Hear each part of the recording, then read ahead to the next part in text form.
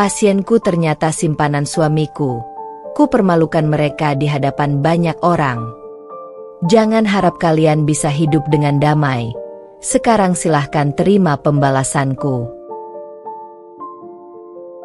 Assalamualaikum warahmatullahi wabarakatuh. Selamat datang di LA Stories. Di balik senyuman ada air mata yang tak terlihat. Di balik tawa, ada kisah yang tak pernah diceritakan. Ini adalah LA Stories. Tempat di mana kisah nyata jadi pelajaran, dan luka hati jadi kekuatan. Setiap cerita di sini bukan sekadar drama, tapi potongan hidup yang bisa jadi cermin untuk kita semua. Siapkan hatimu, karena apa yang kamu dengar bisa mengubah cara pandangmu selamanya. Ini bukan sekadar cerita. Ini adalah kenyataan yang belum tentu sanggup kamu jalani. Namaku Aini, seorang dokter yang selalu berusaha menjalani kehidupan rumah tangga dengan penuh cinta dan kesetiaan bersama suamiku, Mas Ratman. Kami telah menikah selama 7 tahun, dan aku selalu berpikir bahwa rumah tangga kami baik-baik saja. Namun, semua keyakinanku hancur saat suatu hari seorang pasien perempuan datang ke klinikku dengan luka ringan. Namanya Linda, wanita cantik dengan senyum manis yang ternyata menyimpan rahasia kelam di balik wajah lembutnya. Awalnya aku tak curiga, tapi semakin sering dia datang untuk berobat, aku mulai menyadari sesuatu yang aneh. Parfum suamiku tercium di bajunya, dan setiap kali aku menanyakan tentang pekerjaannya, jawabannya selalu berputar-putar. Sampai akhirnya, sebuah pesan masuk ke ponsel suamiku yang membuat darahku mendidih. "Makasih sayang, sudah nganterin aku ke klinik istrimu ya." Untung dia nggak curiga. Dunia seakan runtuh. Ternyata pasienku sendiri adalah simpanan suamiku. Aku tak menangis. Aku memilih diam, lalu mulai menyusun rencana.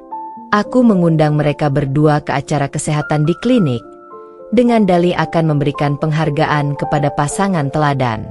Di depan puluhan orang, aku membuka bukti-bukti perselingkuhan mereka, foto, pesan, dan rekaman suara.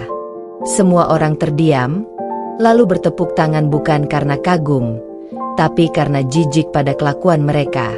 Kini, bukan hanya reputasi Mas Ratman yang hancur, tapi juga harga diri Linda yang lenyap di hadapan banyak orang. Aku menatap mereka dengan senyum dingin dan berkata, "Jangan harap kalian bisa hidup dengan damai. Sekarang, silakan terima pembalasanku." Sebuah kisah penuh emosi, tentang pengkhianatan, luka batin, dan kekuatan seorang wanita yang memilih bangkit, bukan menangis. Kalau kamu suka cerita penuh drama, balas dendam, dan keadilan bagi wanita yang tersakiti, jangan lupa like video ini biar makin banyak yang tahu kisah Aini. Komen pendapatmu. Apa yang bakal kamu lakukan kalau jadi Aini? Subscribe channel ini supaya kamu nggak ketinggalan kisah nyata dan cerita penuh emosi berikutnya. Sebelum masuk ke ceritanya, jangan lupa absen dulu Bunda. Bunda semuanya dari daerah mana saja? Dan bagi yang sudah subscriber semoga rezekinya lancar. Namaku Aini, seorang dokter umum yang bekerja di sebuah klinik swasta di pusat kota. Kehidupanku bisa dibilang sederhana namun penuh dengan rasa syukur. Setiap pagi aku selalu bangun lebih awal, menyiapkan sarapan untuk suamiku, Mas Ratman, pria yang dulu begitu aku cintai karena kesederhanaan dan kesetiaannya. Kami bertemu 5 tahun lalu di sebuah kegiatan sosial kesehatan di mana aku menjadi relawan medis dan dia menjadi panitia lapangan yang sibuk mengatur acara. Saat itu dia datang dengan senyum hangat sambil menawarkan air mineral kepadaku yang sedang kelelahan. Aku masih ingat betul ucapannya. "Dokter cantik nggak boleh kecapean, nanti pasiennya malah ikut sakit." Candanya yang membuat pipiku memerah karena malu. Sejak hari itu kami sering bertukar pesan, berbagi cerita, hingga akhirnya mulai dekat. Mas Ratman memiliki cara bicara yang menenangkan. Setiap kali aku curhat tentang lelahnya pekerjaan, Dia selalu menjadi pendengar yang baik. Bahkan kadang mengantarku pulang hanya agar aku tidak sendirian di malam hari. Entah bagaimana, perhatiannya membuatku merasa istimewa. Tak butuh waktu lama sampai kami resmi menjalin hubungan, dan 2 tahun kemudian kami menikah dengan sederhana namun penuh kebahagiaan. Aku pikir saat itu hidupku sudah sempurna, punya suami penyayang dan pekerjaan yang stabil. Hari-hariku berjalan normal, penuh tawa kecil dan makan malam bersama.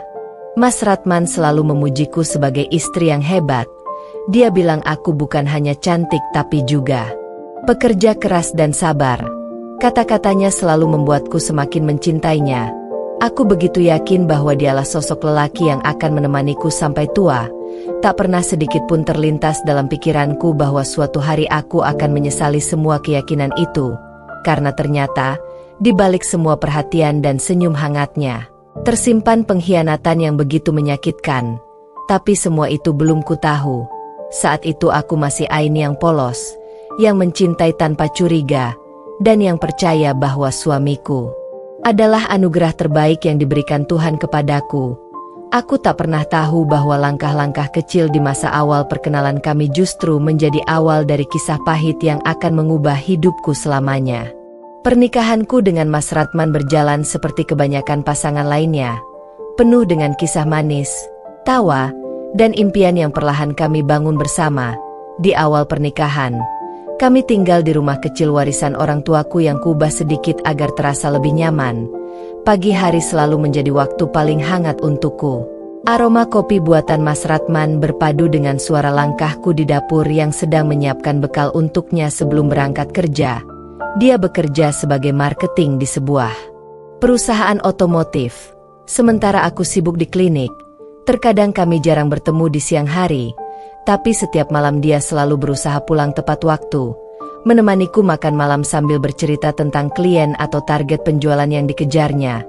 Aku selalu bangga mendengar semangatnya. Dia tampak seperti suami idaman yang bertanggung jawab dan tak pernah mengeluh. Semua terasa sempurna, hingga perlahan, tanpa kusadari, sesuatu dalam dirinya mulai berubah. Mulanya hanya hal-hal kecil yang kuanggap wajar, seperti ponselnya yang mulai sering ia bawa ke kamar mandi, atau pesan-pesan yang tiba-tiba dihapus begitu cepat. Aku tak ingin curiga. Aku berusaha berpikir positif karena aku tahu, kecurigaan tanpa bukti hanya akan merusak kepercayaan yang selama ini kami jaga. Kadang dia juga lebih sering lembur. Katanya kantor sedang banyak proyek besar. Aku mempercayainya. Bahkan aku sering menyiapkan kopi termos untuk menemani lemburnya. Aku pikir, begitulah cara istri mendukung suaminya. Tapi hatiku tak bisa berbohong. Ada perasaan asing yang mulai tumbuh. Sebuah kekosongan yang muncul setiap kali dia pulang dengan wajah lelah tapi tanpa senyum yang dulu selalu menyapaku di depan pintu. Suatu malam, saat aku sedang menyelesaikan laporan medis di ruang kerja, aku mendengar suaranya di teras. Pelan namun jelas terdengar tawa kecil yang jarang kulihat akhir-akhir ini. Aku mengintip dari jendela dan melihatnya berbicara dengan seseorang lewat telepon. Suaranya lembut, nadanya begitu hangat. Seperti dulu saat dia berbicara denganku di masa awal pernikahan kami. Aku ingin keluar dan menegurnya, tapi langkahku terhenti. Aku tak punya cukup keberanian. Aku kembali ke meja kerja sambil menahan air mata, mencoba meyakinkan diri bahwa mungkin dia hanya berbicara dengan rekan kerjanya.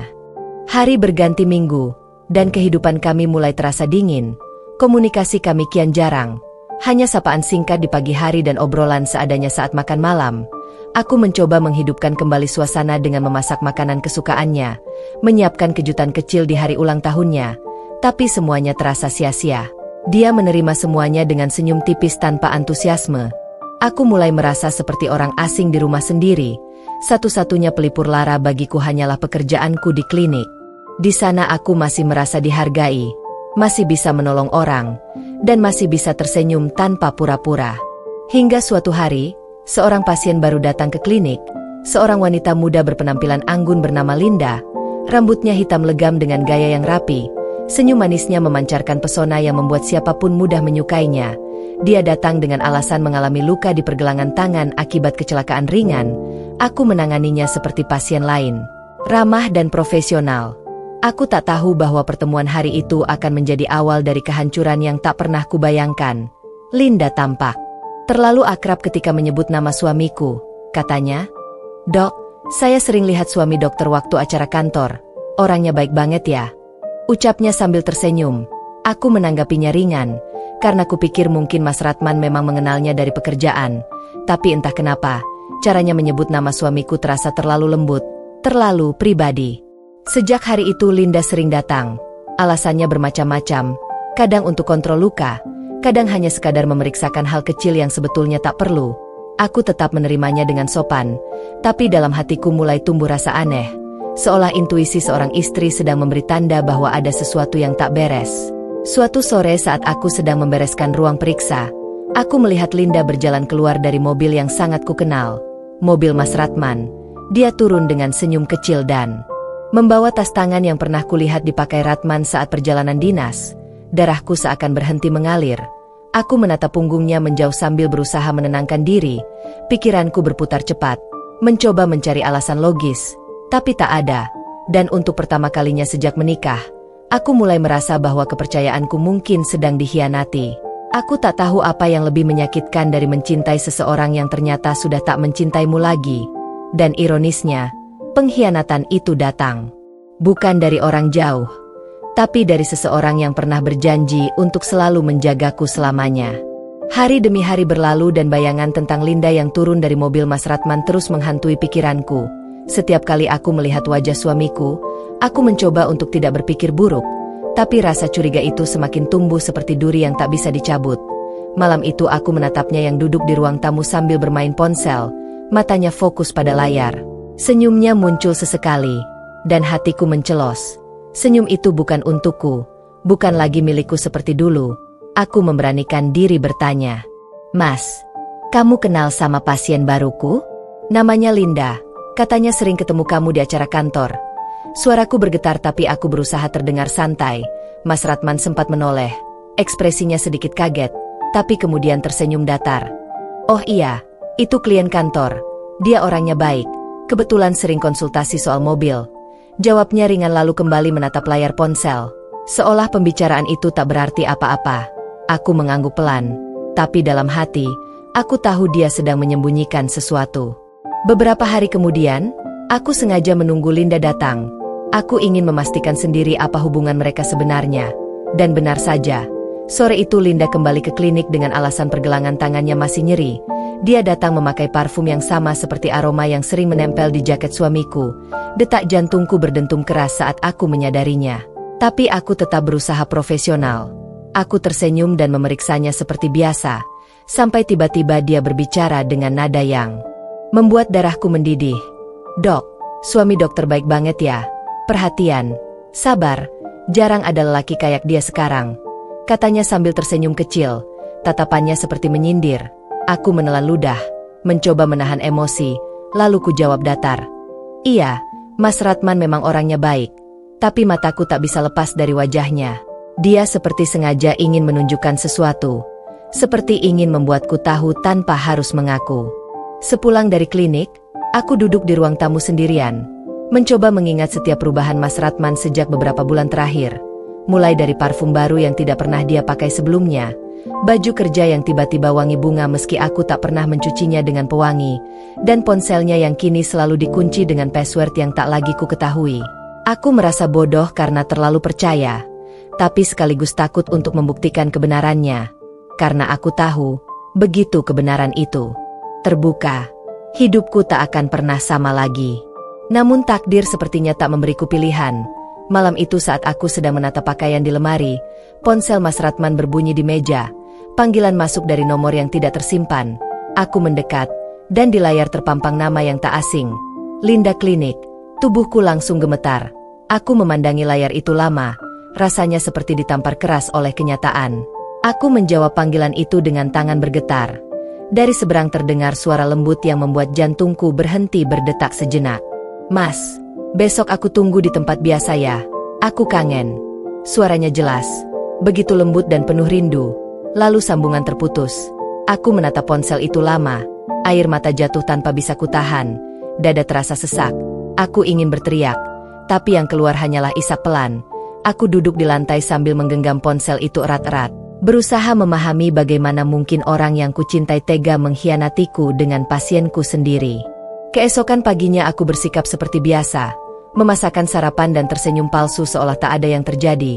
Aku ingin melihat sejauh mana kebohongan itu akan terus ia mainkan. Dan benar saja, Mas Ratman berpamitan seperti biasa. Katanya ada rapat di luar kantor. Aku hanya mengangguk. Tapi dalam hatiku sudah bulat, aku akan membuntutinya. Aku mengambil cuti siang dan diam-diam mengikuti mobilnya dari kejauhan. Jalanan kota sore itu padat, tapi aku tak kehilangan jejak, hingga akhirnya mobil itu berhenti di sebuah kafe yang cukup sepi di sudut kota. Aku melihat dari dalam mobilku saat seorang wanita turun dari ojek dan langsung menghampirinya. Wanita itu, Linda, dengan senyum hangat dan tatapan penuh rindu. Dia memeluk suamiku di depan umum tanpa rasa bersalah. Saat itu seluruh tubuhku terasa kaku, tanganku gemetar hebat, dunia seakan berhenti berputar. Semua kenangan indah kami berdua berputar di kepalaku, dan semuanya terasa hancur dalam sekejap. Aku tak turun dari mobil. Aku hanya menatap mereka dari kejauhan dengan air mata mengalir di pipi.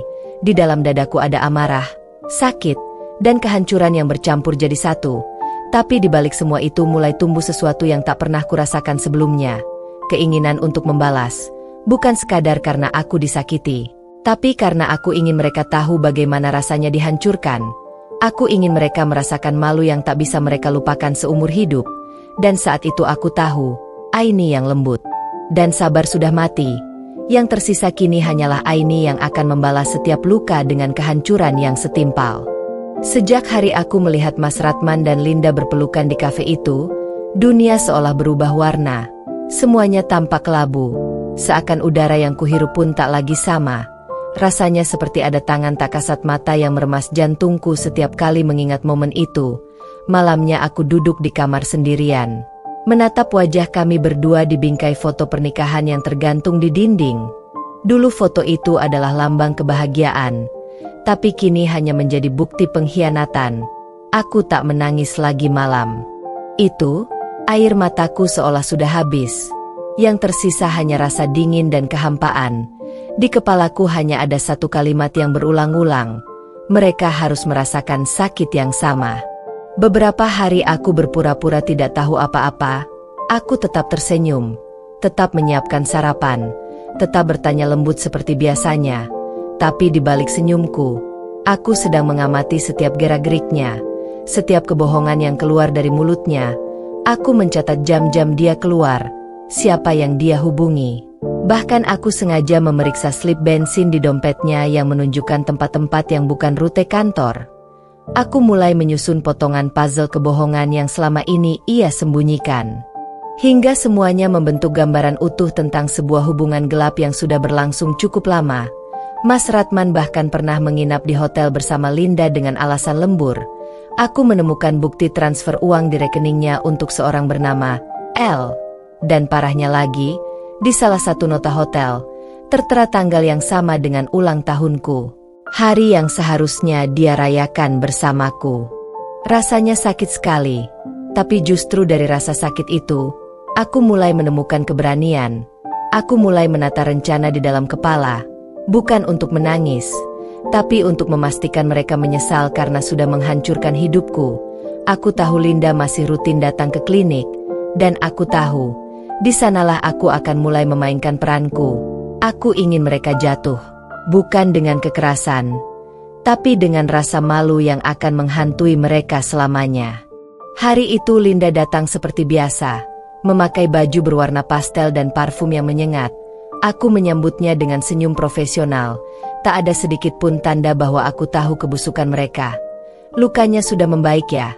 Kataku sambil memeriksa tangannya. Linda mengangguk sambil tersenyum manis. Iya, makasih ya dok. Kalau bukan karena dokter, mungkin tanganku nggak sembuh secepat ini.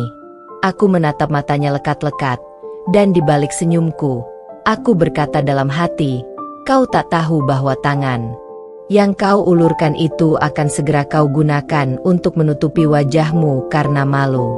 Setelah periksa selesai, aku menepuk bahunya pelan dan berkata, oh iya, Minggu depan kami di klinik akan mengadakan acara penghargaan untuk pasien-pasien yang taat kontrol. Kamu harus datang ya. Aku pilih kamu jadi salah satu penerimanya. Wajah Linda terlihat senang. Dia tak tahu bahwa undangan itu bukan penghargaan, melainkan jebakan yang sudah kusiapkan dengan sangat hati-hati.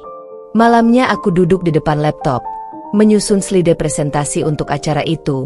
Tapi di antara data-data kesehatan dan grafik, aku menyisipkan foto-foto yang tak akan pernah mereka sangka. Foto-foto dari kamera hotel yang kudapat lewat teman kepercayaanku di pihak manajemen. Foto Mas Ratman dan Linda yang sedang makan malam, berpelukan, bahkan masuk kamar bersama. Semuanya tersimpan rapi di folder khusus dengan nama Kebenaran. Aku juga menyimpan rekaman suara panggilan mereka yang tak sengaja. Kuambil malam itu, suara Linda yang manja memanggil suamiku dengan sebutan sayang, dan suara Ratman yang berjanji akan segera menceraikanku demi hidup bersama dengannya. Setiap kali aku memutar rekaman itu, hatiku terbakar, tapi aku menahan diri, karena sebentar lagi semuanya akan terbayar lunas. Beberapa hari sebelum acara, aku memastikan semua persiapan selesai. Undangan sudah dikirim, termasuk ke Mas Ratman yang kukatakan wajib hadir sebagai perwakilan keluarga dokter. Dia menyanggupi tanpa curiga sedikit pun. Bahkan malam sebelum acara dia masih sempat memelukku sambil berkata, "Kamu hebat ya, bisa ngatur acara sebesar ini." Aku tersenyum tipis dan menjawab pelan, "Iya, Mas, ini akan jadi acara yang gak akan pernah terlupakan." Dia tertawa tanpa tahu makna di balik kata-kataku. Hari yang kutunggu akhirnya tiba. Ruangan klinik dihias indah, musik lembut mengalun, para tamu duduk rapi, dan Linda hadir dengan gaun elegan. Sementara Mas Ratman duduk di barisan depan dengan wajah bangga.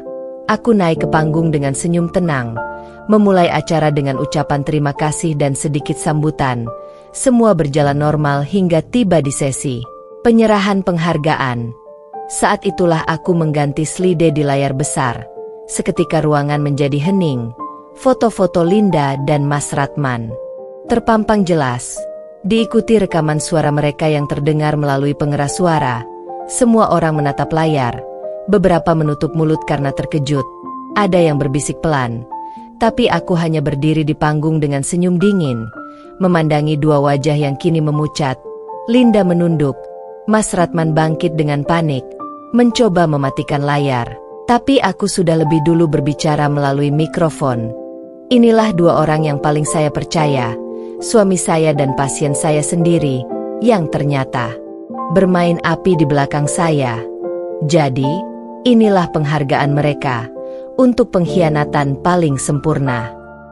Tepuk tangan kecil terdengar, bukan karena kagum, tapi karena keterkejutan dan kejamnya kebenaran yang baru saja dibuka. Mas Ratman hanya bisa menunduk, wajahnya merah padam, sementara Linda tak mampu menatap siapapun. Air matanya jatuh, dan aku berjalan turun dari panggung, melewati mereka tanpa sedikit pun menoleh. Langkahku terasa ringan, bukan karena aku bahagia, tapi karena beban di dadaku akhirnya lepas. Aku tahu hidupku tak akan sama lagi, tapi setidaknya aku sudah mendapatkan satu hal. Kemenangan yang pantas untuk seorang wanita yang dihancurkan oleh cinta. Setelah acara itu, dunia Mas Ratman dan Linda hancur seketika. Kabar tentang perselingkuhan mereka menyebar cepat, bukan hanya di antara karyawan klinik, tapi juga sampai ke lingkungan rumah dan kantor tempat Mas Ratman bekerja.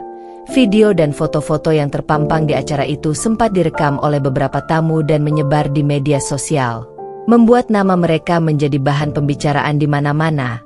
Telepon rumahku tak berhenti berdering, bukan untukku, tapi untuk menanyakan kebenaran tentang apa yang terjadi. Aku hanya menjawab dengan tenang, "Silakan tanya pada mereka berdua, saya sudah menunjukkan semuanya di depan publik." Kalimat itu selalu diakhiri dengan nada dingin yang bahkan membuat orang-orang terdiam.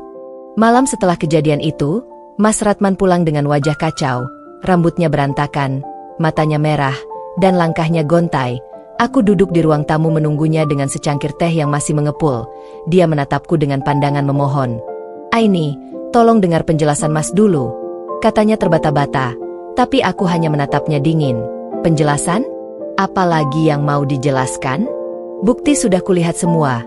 Suara kalian kudengar sendiri. Aku tahu segalanya. Suaraku tenang, tapi di dalam hati aku sedang berjuang keras menahan gejolak emosi. Dia berjalan mendekat, mencoba meraih tanganku, namun aku menariknya cepat. Mas sudah menyentuh perempuan lain. Jangan lagi sentuh aku. Ucapku tajam. Mas Ratman tertunduk. Air matanya mulai menetes. Mungkin baru kali ini dia sadar bahwa semuanya sudah berakhir. Dia memohon ampun, berjanji akan memutuskan hubungan dengan Linda, bahkan sampai berlutut di depanku. Tapi yang kulihat hanyalah lelaki asing yang dulu pernah kucintai. Aku tak lagi melihat suamiku di sana, hanya seorang pengecut yang menghancurkan rumah tangganya dengan tangannya sendiri. Aku berdiri, menatapnya satu kali lagi sebelum berkata, "Maaf, Mas, aku sudah tidak punya tempat untuk kata maaf dalam hatiku. Mungkin dulu aku mencintaimu setengah mati, tapi sekarang aku mencintai diriku sendiri lebih dari siapapun." Lalu aku melangkah pergi ke kamar tanpa menoleh lagi. Malam itu aku tidur sendiri dengan perasaan campur aduk, antara sakit, lega, dan dingin yang anehnya terasa menenangkan. Keesokan harinya aku mengajukan surat cerai, langkah yang tak pernah terpikir akan kulakukan. Tapi kali ini tanpa ragu sedikit pun. Aku ingin benar-benar bebas. Aku tak ingin hidup dalam bayang-bayang masa lalu yang kotor. Berita tentang perceraianku menyebar lebih cepat daripada yang kubayangkan. Beberapa orang menyayangkan, beberapa mengagumi keberanianku, dan sebagian lagi diam-diam menjadikanku bahan gosip. Tapi aku tak peduli. Aku tahu aku sedang menegakkan harga diriku, bukan mencari simpati. Di hari aku menandatangani surat itu, aku merasa seolah beban berat yang selama ini menindih dadaku perlahan terangkat. Meski luka di dalam hati masih menganga, tapi aku tahu waktu akan menutupnya perlahan. Sementara itu, kehidupan Mas Ratman berubah total. Dia kehilangan pekerjaannya karena reputasinya hancur. Banyak klien yang tak lagi percaya padanya. Rekan-rekan kerjanya menjauh. Bahkan keluarganya sendiri merasa malu dengan apa yang dia lakukan. Linda pun mengalami hal serupa. Tempatnya bekerja dipecat setelah skandal itu viral. Teman-temannya menjauh, dan masyarakat mulai mencibirnya.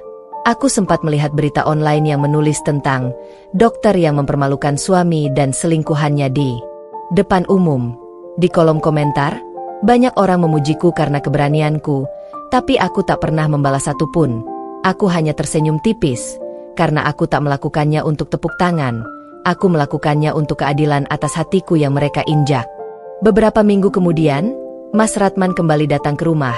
Kali ini dengan wajah yang lebih kusut, tubuhnya kurus, dan matanya sayu.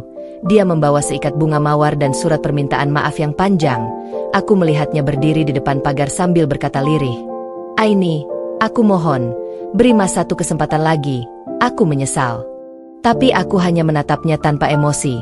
Mas menyesal bukan karena kehilangan aku, tapi karena kehilangan kenyamanan yang aku berikan.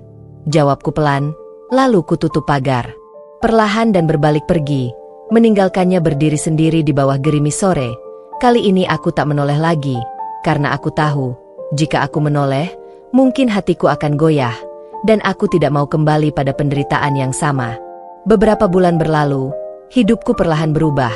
Aku mulai menata ulang segalanya, fokus pada karierku di klinik, membuka cabang baru, dan ikut beberapa pelatihan luar kota. Aku belajar bahwa kebahagiaan tak selalu datang dari seseorang yang mencintaimu, tapi dari kemampuanmu mencintai dirimu sendiri setelah semua luka. Aku belajar tersenyum tanpa alasan, dan tertawa tanpa rasa takut. Kadang malam-malam sepi masih menyisakan kenangan, tapi bukan lagi kenangan yang membuatku menangis, melainkan pengingat bahwa aku pernah kuat berdiri setelah dijatuhkan begitu dalam. Sementara kabar terakhir yang kudengar, Linda dan Mas Ratman hidup dalam bayang-bayang rasa bersalah.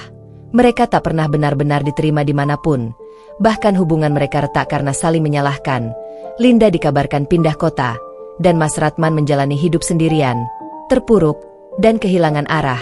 Dan jujur saja, aku tidak merasa kasihan. Karena setiap luka yang mereka rasakan adalah bagian kecil dari apa yang dulu mereka berikan padaku. Dan pada akhirnya, aku hanya bisa tersenyum. Sambil berkata dalam hati, jangan harap kalian bisa hidup dengan damai, karena kini aku sudah hidup dengan tenang tanpa kalian. Dan disitulah hidup baruku dimulai, tanpa air mata, tanpa pengkhianatan. Hanya ada aku, seorang Aini yang lahir kembali dari luka, menjadi perempuan yang tidak hanya bertahan, tapi juga menang atas nasibnya sendiri.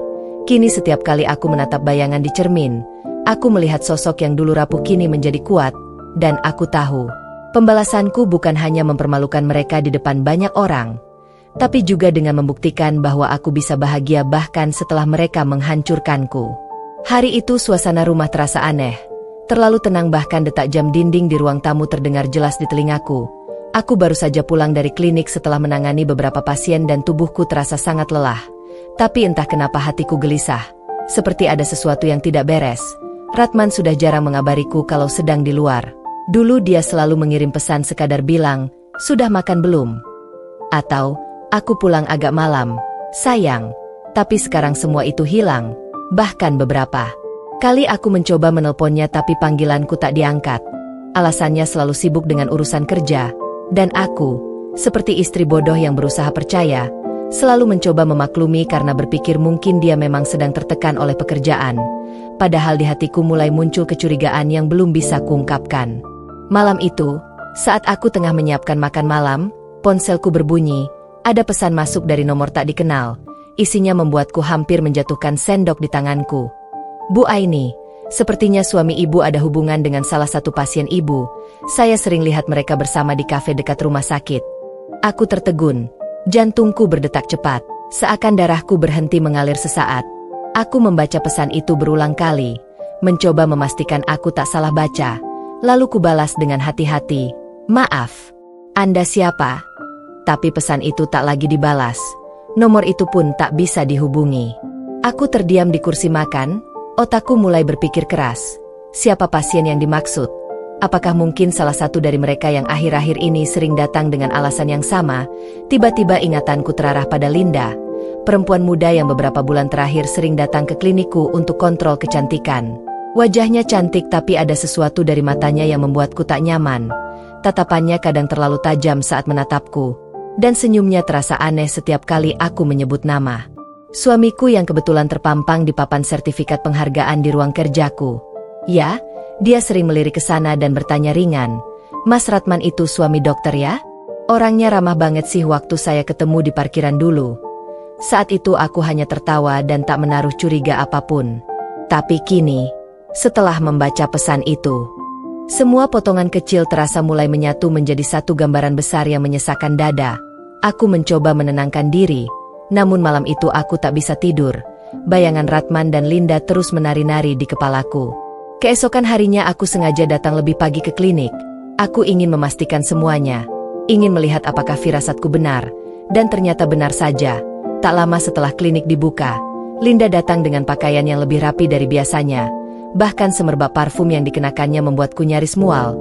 Dia tersenyum seperti biasa dan berkata, "Pagi, Dok. Saya mau kontrol lagi ya." Aku membalas senyum tipis tapi di dalam hati ada api yang mulai menyala. Aku perhatikan gerak-geriknya dengan seksama. Setiap kali dia membuka mulut untuk bicara, ada nada manja yang tak pernah kutangkap sebelumnya. Lalu saat aku bertanya santai, "Kamu datang sendiri?" Dia menjawab, "Iya, tapi Mas Ratman tadi sempat antrin sampai depan, katanya mau ke kantor." Aku nyaris tak bisa menahan ekspresiku, tapi aku tetap berusaha profesional. Seusai pemeriksaan, aku pura-pura meninggalkan klinik lebih awal dengan alasan ada urusan penting. Padahal aku mengikuti Linda dari jauh. Langkahnya ringan dan sesekali dia tersenyum sambil memegang ponselnya. Sampai akhirnya dia berhenti di sebuah kafe, duduk di sudut ruangan dan tak lama kemudian seseorang datang menghampirinya. Itu Ratman, suamiku sendiri. Dengan pakaian yang sangat kukenal, mereka terlihat tertawa bersama. Tangan mereka sesekali bersentuhan tanpa rasa bersalah. Saat itu, seluruh tubuhku bergetar hebat, mataku panas dan air mata hampir jatuh. Tapi bukan tangis sedih yang muncul, melainkan kemarahan yang membara. Aku menggigit bibirku menahan emosi, lalu berbalik meninggalkan tempat itu dengan tekad kuat dalam hati. Aku tidak akan diam. Aku akan buktikan semuanya dan membuat mereka menyesal sudah bermain api di belakangku. Malam itu aku menatap cermin di kamar. Wajahku pucat tapi sorot mataku penuh amarah. "Baiklah, Ratman, Linda, kalian pilih jalan ini, maka aku akan pastikan kalian menyesali setiap langkah yang kalian ambil." Ucapku lirih tapi tegas, menandai awal dari pembalasan yang akan mengubah segalanya. Sejak tekad itu lahir di dalam dadaku, Setiap hariku jalani seperti misi.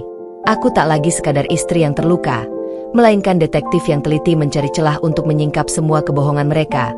Aku mulai mengumpulkan bukti satu persatu dengan cara yang rapi dan tak berisiko.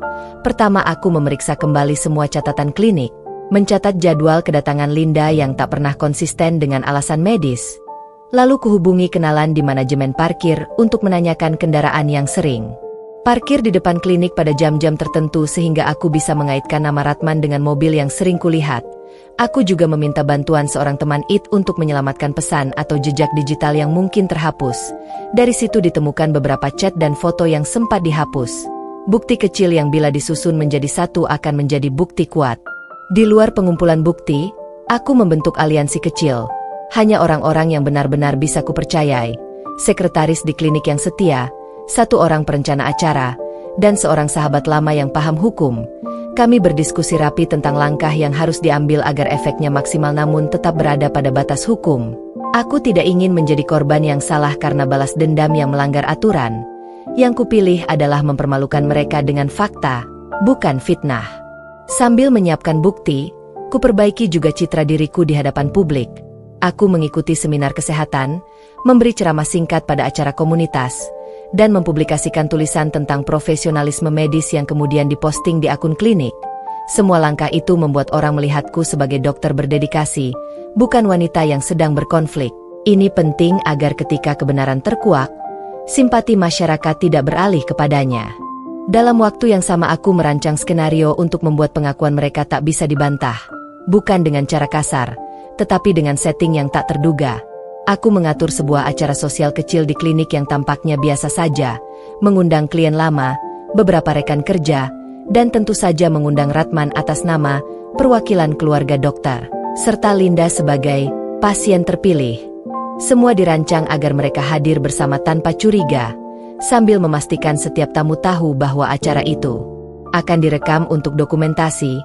Hal ini membuat mereka tak mungkin mengelak bila ada bukti-bukti yang diputar. Di malam-malam panjang aku menulis kata-kata yang akan kucapkan saat kebenaran muncul, bukan untuk merendahkan mereka secara kejam, melainkan untuk menegaskan batas harga diri yang telah diinjak. Aku berlatih nada suara yang tegas namun tenang, karena kemarahan yang terkendali jauh lebih mematikan dari amarah yang tak terarah. Namun rencana bukan semata soal jebakan. Aku juga menyiapkan jalur hukum jika diperlukan. Sahabatku yang mengerti hukum membantu mengumpulkan bukti transfer dan nota hotel yang selama ini kukumpulkan diam-diam. Kami berkonsultasi pada seorang advokat yang menyarankan langkah terbaik agar kasus ini bisa berlanjut ke jalur perdata bila mereka mencoba menuntut balik. Memiliki rencana hukum membuatku tenang, karena aku tahu tindakan yang kuambil bukan sekadar emosional melainkan terukur dan terlindungi. Di sela-sela semua persiapan itu, ada momen-momen lelah yang tak terelakkan. Malam saat aku terjaga mengulang lagi bukti-bukti, pagi saat aku memandang foto pernikahan kami dan merasakan luka yang masih menganga.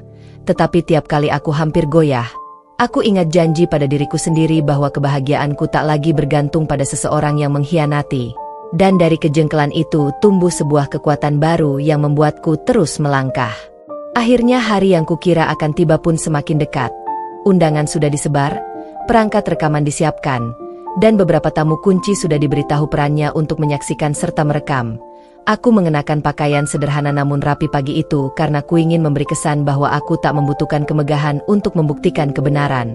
Ketika mereka datang bersama, aku menyambut dengan senyum yang dingin dan ramah, menempatkan semua potongan bukti pada posisi yang tepat, dan menunggu momentum yang sempurna untuk membuka semua tabir. Bukan karena aku haus publisitas, melainkan karena inilah cara paling efektif agar mereka merasakan malu yang setimpal dan agar aku bisa menutup bab kelam itu dengan kepala tegak. Bab ini berakhir dengan rasa tegang yang menebal. Aku tahu beberapa orang akan tersentak ketika kebenaran diputar. Dan aku siap menyaksikan reaksi mereka sambil menyadari bahwa proses pembalasan ini bukan sekadar untuk menjatuhkan, melainkan untuk membebaskan diriku dari belenggu yang selama ini menahan napasku. Pasca pembukaan kebenaran di acara klinik, gema yang dihasilkan tak hanya berdentum di ruang kecil itu. Ia menggema sampai ke sudut-sudut kehidupan kami masing-masing. Pagi-pagi berikutnya teleponku berdering bukan lagi dari orang yang ingin mengorek sakitku, melainkan dari rekan kerja, pasien lama, dan bahkan jurnalis yang meminta klarifikasi. Beberapa menawarkan dukungan, Beberapa lagi penasaran ingin tahu detailnya. Aku menjawab semuanya dengan tenang. Aku tidak mencari sensasi, aku hanya ingin menutup bab itu dengan cara yang benar. Sementara di luar, hidup Mas Ratman seperti runtuh dalam kilas balik yang tak henti-henti. Kantornya mendapat tekanan dari klien, keluarga besarnya menuntut penjelasan, dan setiap langkahnya kini diawasi. Linda pun tak kalah menderita. Dirinya yang dulu tersenyum manis kini sering terlihat menunduk ketika lewat di depan klinik. Bisik-bisik mengikutinya kemanapun ia pergi.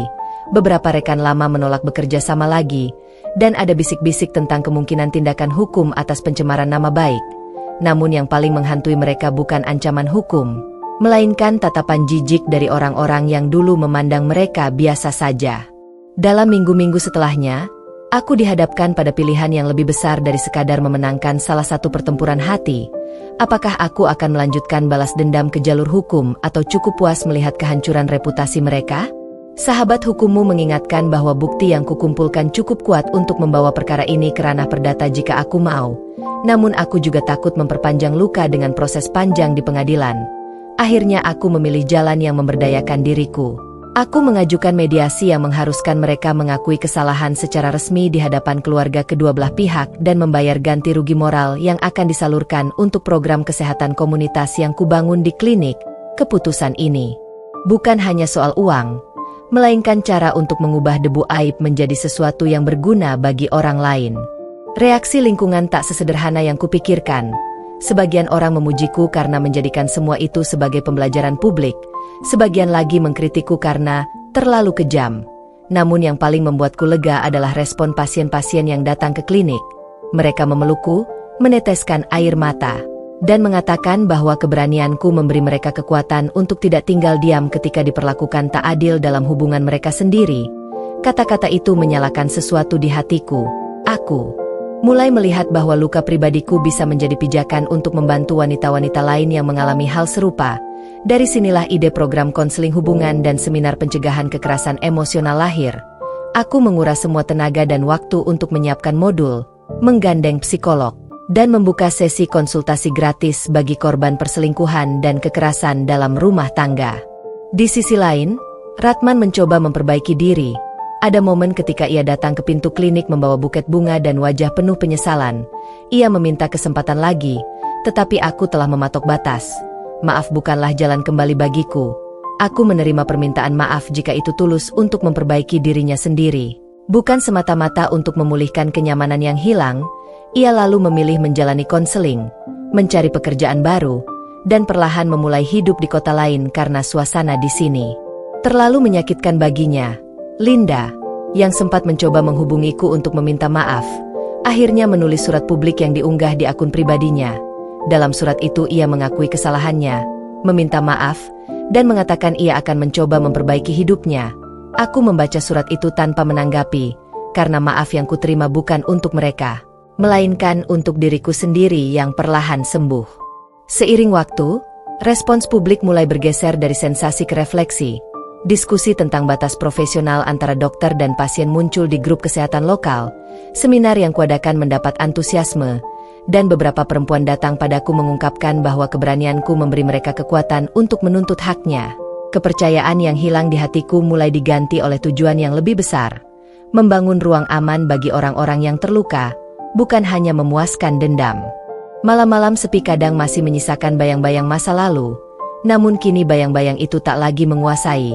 Aku menatap cermin dan melihat bukan hanya bekas luka, tetapi garis-garis wajah seorang wanita yang memilih bangkit, memperbaiki, dan memberi makna baru bagi penderitaan yang pernah menimpanya. Bab ini menutup dengan rasa syukur yang sederhana, bukan untuk apa yang hilang, tetapi untuk apa yang kutemukan. Kekuatan, martabat, dan tujuan yang tak lagi tergantung pada cinta yang mengkhianatiku. Hari-hari setelah semuanya terungkap terasa seperti hidup di antara dua dunia, antara masa lalu yang masih menatap dari bayang-bayang dan masa depan yang memanggil dengan cahaya baru. Awalnya aku mengira setelah mempermalukan Ratman dan Linda di hadapan banyak orang, aku akan merasa puas, merasa menang, merasa bebas dari semua penderitaan yang mereka berikan. Tapi ternyata tidak semudah itu. Setiap kali aku menatap wajahku di cermin, ada dua sisi yang bertarung di sana. Wanita yang pernah hancur karena dikhianati dan wanita yang kini berdiri tegar di atas luka yang sama, Dan di tengah dua sisi itu aku belajar sesuatu yang sangat berharga, bahwa kemenangan bukan sekadar membuat orang lain menderita, tapi memastikan dirimu tak lagi terikat pada mereka. Aku mulai menjalani hidup dengan arah yang lebih jelas. Membuka program Hati Sembuh di klinikku, sebuah ruang konseling gratis untuk perempuan yang pernah mengalami pengkhianatan dan kekerasan emosional. Ide itu muncul dari rasa sakitku sendiri yang kini ingin kualifungsikan menjadi cahaya bagi orang lain. Setiap minggu aku bertemu dengan para wanita yang datang membawa kisah mereka. Ada yang diselingkuhi suami, ada yang ditinggalkan tanpa penjelasan, ada pula yang disiksa batinnya karena selalu disalahkan. Dan setiap kali mendengarkan cerita mereka, aku merasa seperti sedang memeluk diriku sendiri di masa lalu. Aku tidak memberi mereka janji kosong, hanya tempat untuk menangis dan kesempatan untuk belajar bangkit. Karena aku tahu betul bahwa luka yang diterima seorang wanita bukan sesuatu yang mudah disembuhkan. Tapi bukan berarti tak bisa disembuhkan. Di sisi lain, nama Ratman masih sesekali terdengar di sekelilingku. Kabar terakhir yang kudengar dari teman lamanya mengatakan bahwa hidupnya kini tak semewah dulu. Perusahaan tempatnya bekerja menolak untuk memperpanjang kontrak karena reputasi buruk yang melekat, dan dia pindah ke kota kecil di luar Jawa untuk memulai hidup baru sebagai karyawan biasa. Dia pernah beberapa kali mengirim pesan menanyakan kabarku, dengan nada yang lebih lembut, lebih menyesal, tapi aku tak pernah membalasnya. Bukan karena aku membencinya, tapi karena aku tak ingin membuka pintu yang sudah tertutup rapat. Aku sudah memberinya pengampunan dalam diam, namun bukan berarti aku ingin dia kembali. Sementara Linda, aku sempat mendengar bahwa dia pergi meninggalkan kota ini dan membuka usaha kecil di tempat lain. Mungkin mencoba menata hidupnya sendiri. Mungkin juga masih membawa rasa malu yang belum selesai.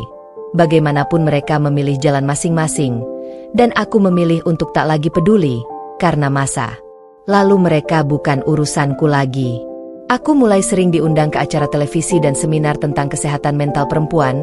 Para jurnalis menulis tentang kisahku bukan lagi sebagai dokter yang dipermalukan suami dan pasiennya, tapi sebagai dokter yang bangkit dari pengkhianatan dan mengubah luka menjadi kekuatan. Gelar itu membuatku tersenyum, karena tak pernah terpikir sebelumnya bahwa hidupku yang porak-poranda bisa menginspirasi orang lain. Dari situ aku juga mulai menulis buku tentang perjalanan penyembuhan batin. Menuliskan semua rasa sakit, semua tangis, dan semua kebangkitanku dengan nama pena agar tak terlalu mengekspos diriku. Dan ketika naskah itu diterbitkan, banyak orang menulis surat padaku, mengatakan bahwa kisah itu membuat mereka berani meninggalkan hubungan yang merusak, atau berani memulai hidup baru tanpa rasa takut. Suatu malam, ketika aku duduk di teras rumah sambil menikmati secangkir teh hangat, angin lembut menyapu wajahku dan aku teringat masa-masa awal pernikahanku dengan Ratman. Betapa dulu aku memujanya, menaruh seluruh harapan hidupku padanya, bahkan menyesuaikan seluruh langkahku agar sejalan dengannya. Aku tersenyum getir mengingat betapa dulu aku begitu takut kehilangan dia, padahal yang seharusnya kutakuti adalah kehilangan diriku sendiri. Kini setelah semua berlalu, aku sadar bahwa cinta yang sejati bukan yang membuatmu bergantung, tapi yang membuatmu tumbuh. Dan aku tak menyesali apapun lagi, karena pengkhianatan mereka justru menjadi pintu untuk menemukan diriku yang sebenarnya. Kini hidupku berjalan dengan tenang, klinik semakin berkembang, program sosialku semakin dikenal. Aku punya tim kecil yang solid dan beberapa relawan yang dengan sukarela membantu wanita-wanita yang membutuhkan.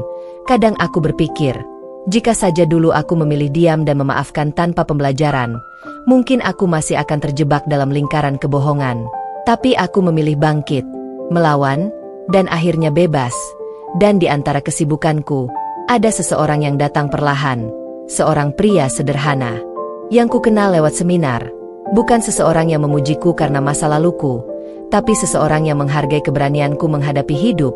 Dia memperlakukanku dengan sabar dan penuh rasa hormat, tak tergesa, tak menuntut, hanya hadir.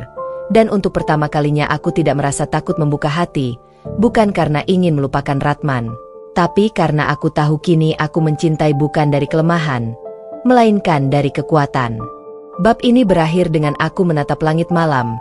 Bintang-bintang bertabur indah seperti menertawakan semua air mata yang pernah jatuh. Aku menutup mata dan berbisik lirih. Terima kasih, Tuhan, sudah menjadikan pengkhianatan mereka jalan untukku menemukan diriku sendiri. Karena akhirnya aku sadar, kebahagiaan sejati bukan datang dari balas dendam yang berhasil, tapi dari hati yang sembuh, tenang, dan tak lagi diguncang masa lalu. Itulah kemenangan yang sesungguhnya. Waktu berjalan begitu cepat. Rasanya baru kemarin aku masih tenggelam dalam lautan air mata, menggenggam rasa sakit dan pengkhianatan yang menyesakkan dada. Tapi kini, bertahun-tahun kemudian, aku berdiri di depan cermin dengan senyum yang tulus.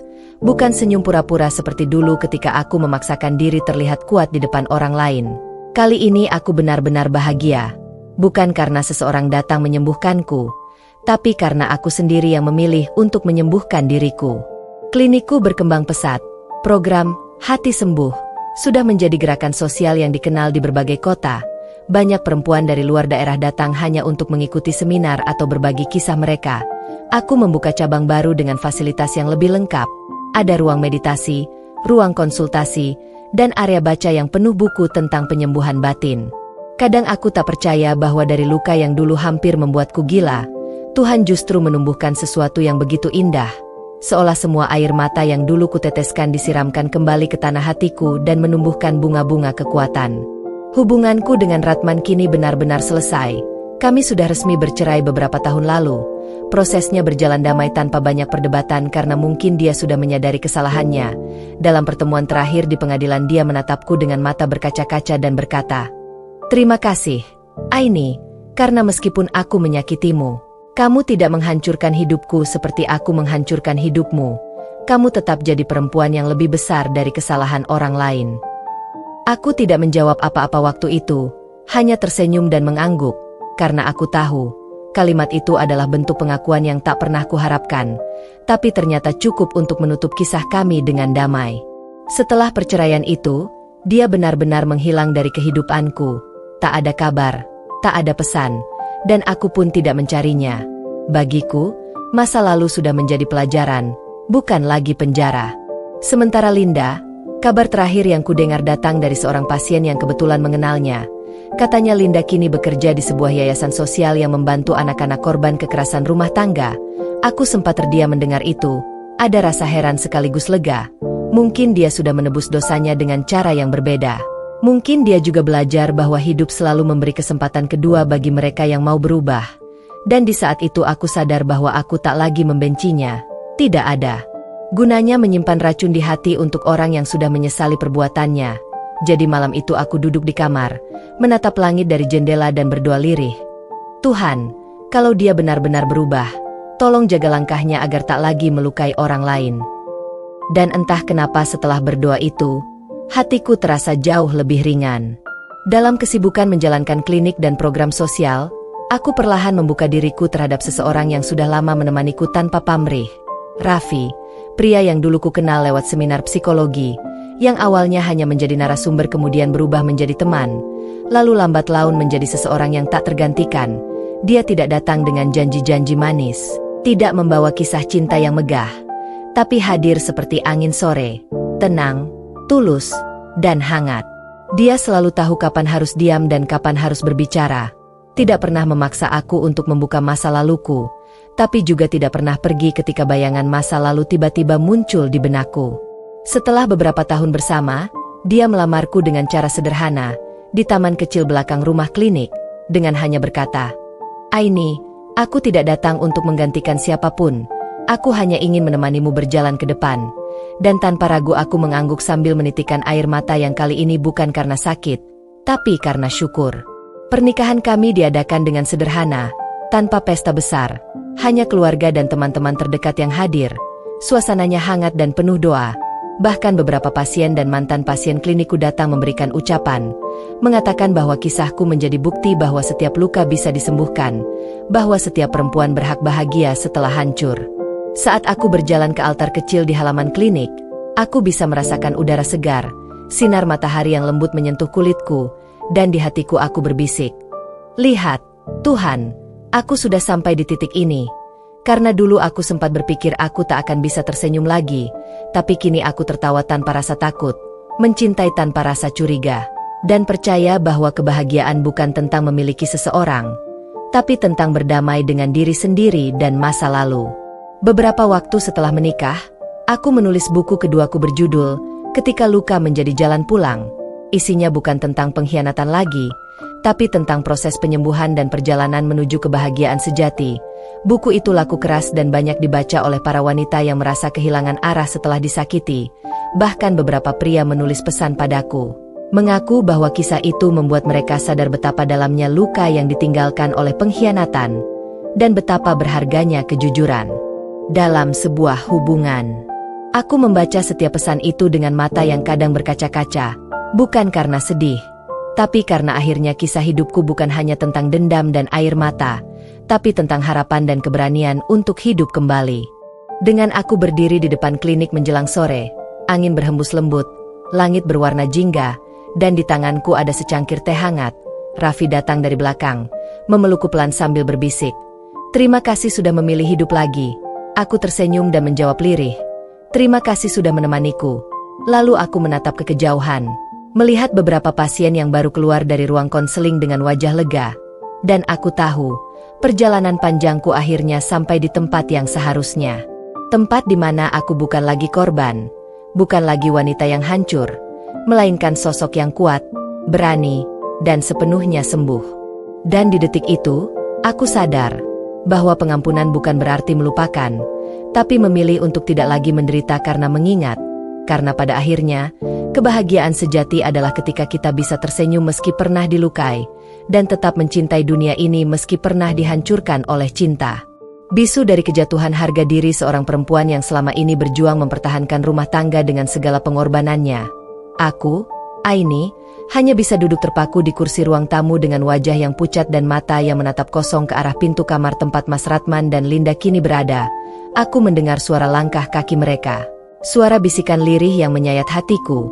Dan ketika aku melihat dengan mata kepala sendiri Linda keluar dengan wajah ketakutan sementara suamiku justru terlihat gugup bukan karena rasa bersalah, tapi karena takut rahasianya terbongkar. Aku tidak perlu bertanya lagi. Semua jelas dari caranya menghindari tatapanku dan dari aroma parfum yang bukan punyaku di tubuhnya. Tubuhku gemetar. Tangan ini bergetar memegang foto pernikahan kami yang tergantung di dinding. Lalu terjatuh ke lantai ketika aku tak mampu menahan emosi yang meluap di dadaku. Aku berlari ke kamar mandi, menatap wajahku di cermin. Wajah seorang perempuan yang sudah terlalu sabar, terlalu percaya, terlalu bodoh karena cinta kepada lelaki yang bahkan tidak pantas untuk disebut suami. Aku tidak menangis, tidak malam itu, karena air mata seolah sudah habis. Yang tersisa hanya amarah dan perasaan jijik terhadap pengkhianatan yang baru saja kusaksikan sendiri.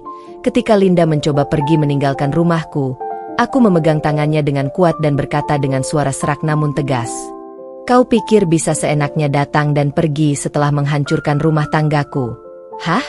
Kau pikir aku akan diam saja?"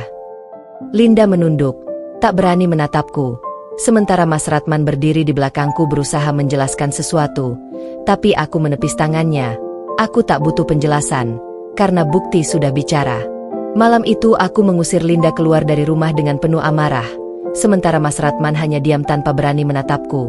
Aku tahu dia takut, bukan karena menyesal, tapi karena takut kehilangan kenyamanannya selama ini. Aku tertawa pahit melihatnya.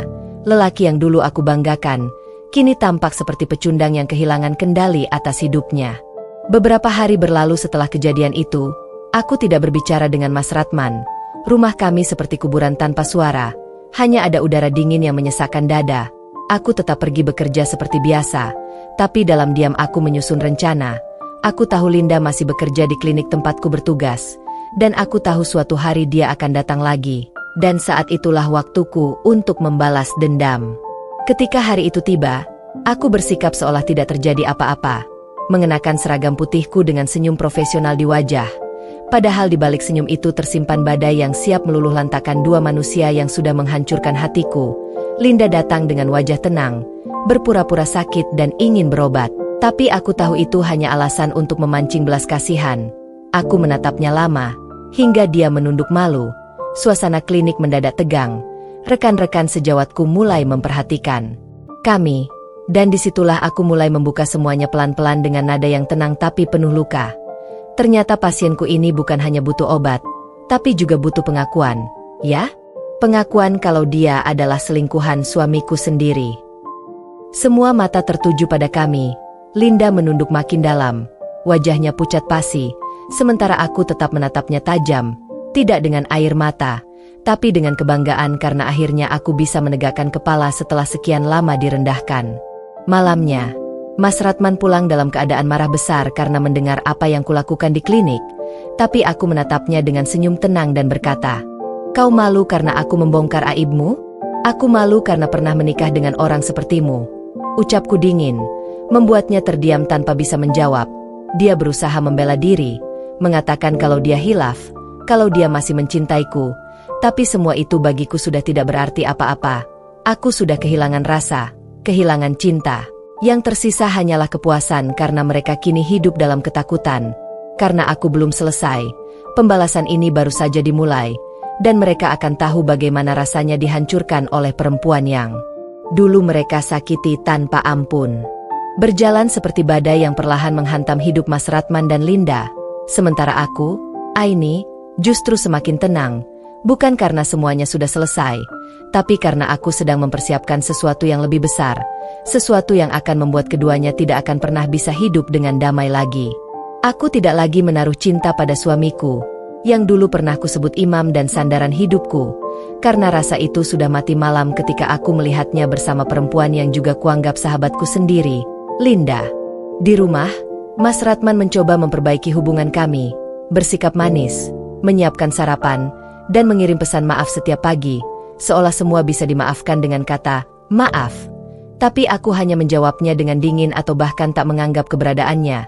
Setiap kali dia berusaha mengajakku bicara, aku hanya menatapnya datar sambil berkata, "Jangan ganggu aku, Ratman. Kau sudah cukup menghancurkan aku. Jadi tolong biarkan aku tenang sebelum aku benar-benar muak melihat wajahmu." Dia terdiam, tapi aku tahu di balik diamnya dia sedang gelisah. Takut aku akan berbuat sesuatu yang bisa mempermalukannya lebih jauh. Dan memang itulah niatku. Di klinik, Linda tampak tidak nyaman. Banyak rekan kerja yang mulai menjauhinya setelah insiden di ruang tunggu beberapa waktu lalu. Kabar tentang perselingkuhan itu sudah menyebar kemana-mana. Bahkan beberapa pasien yang mengenalnya mulai berbisik-bisik setiap kali dia datang. Aku bisa melihat bagaimana dia menunduk malu setiap kali langkah kakinya terdengar di koridor klinik. Dan aku menikmati itu. Bukan karena kejam, tapi karena dia pantas merasakannya. Tapi aku tidak berhenti di situ. Aku mulai menyusun rencana yang lebih dalam.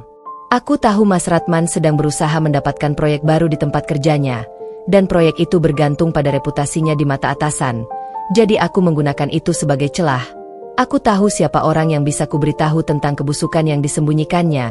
Aku tahu bagaimana caranya membuat semuanya terlihat seolah-olah bukan aku yang membocorkannya.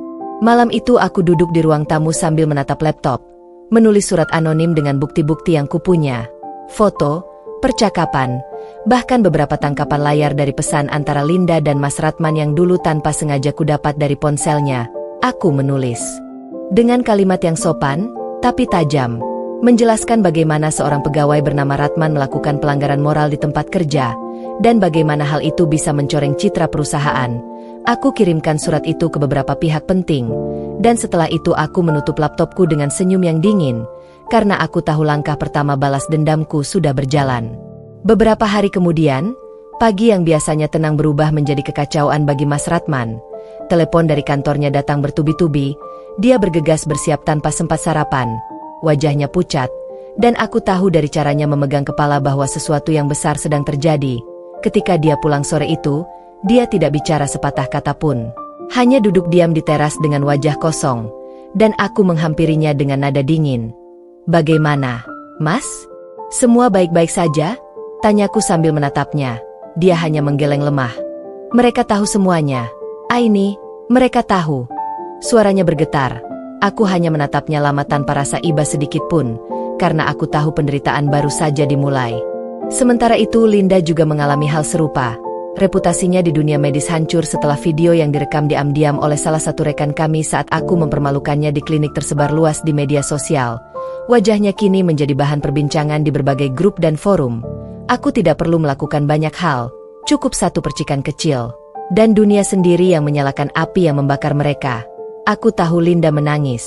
Aku tahu dia mencoba menghubungi Mas Ratman untuk meminta pertolongan, tapi lelaki itu kini tak lagi punya kekuatan.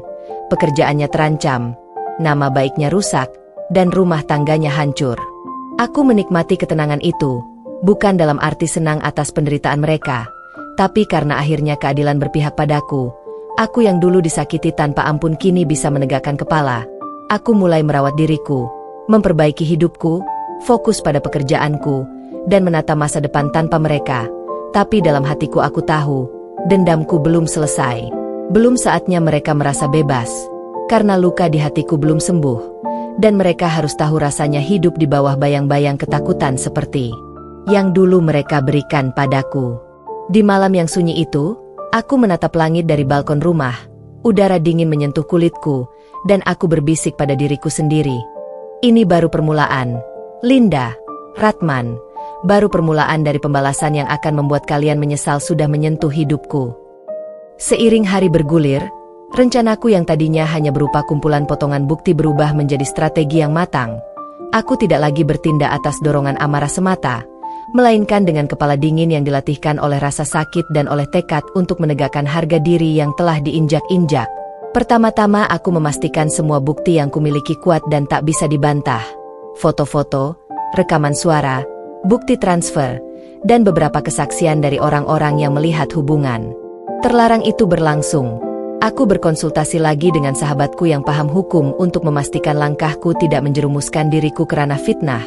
Aku memilih jalur yang legal dan terhormat. Bukti-bukti itu harus berbicara di depan orang yang tepat.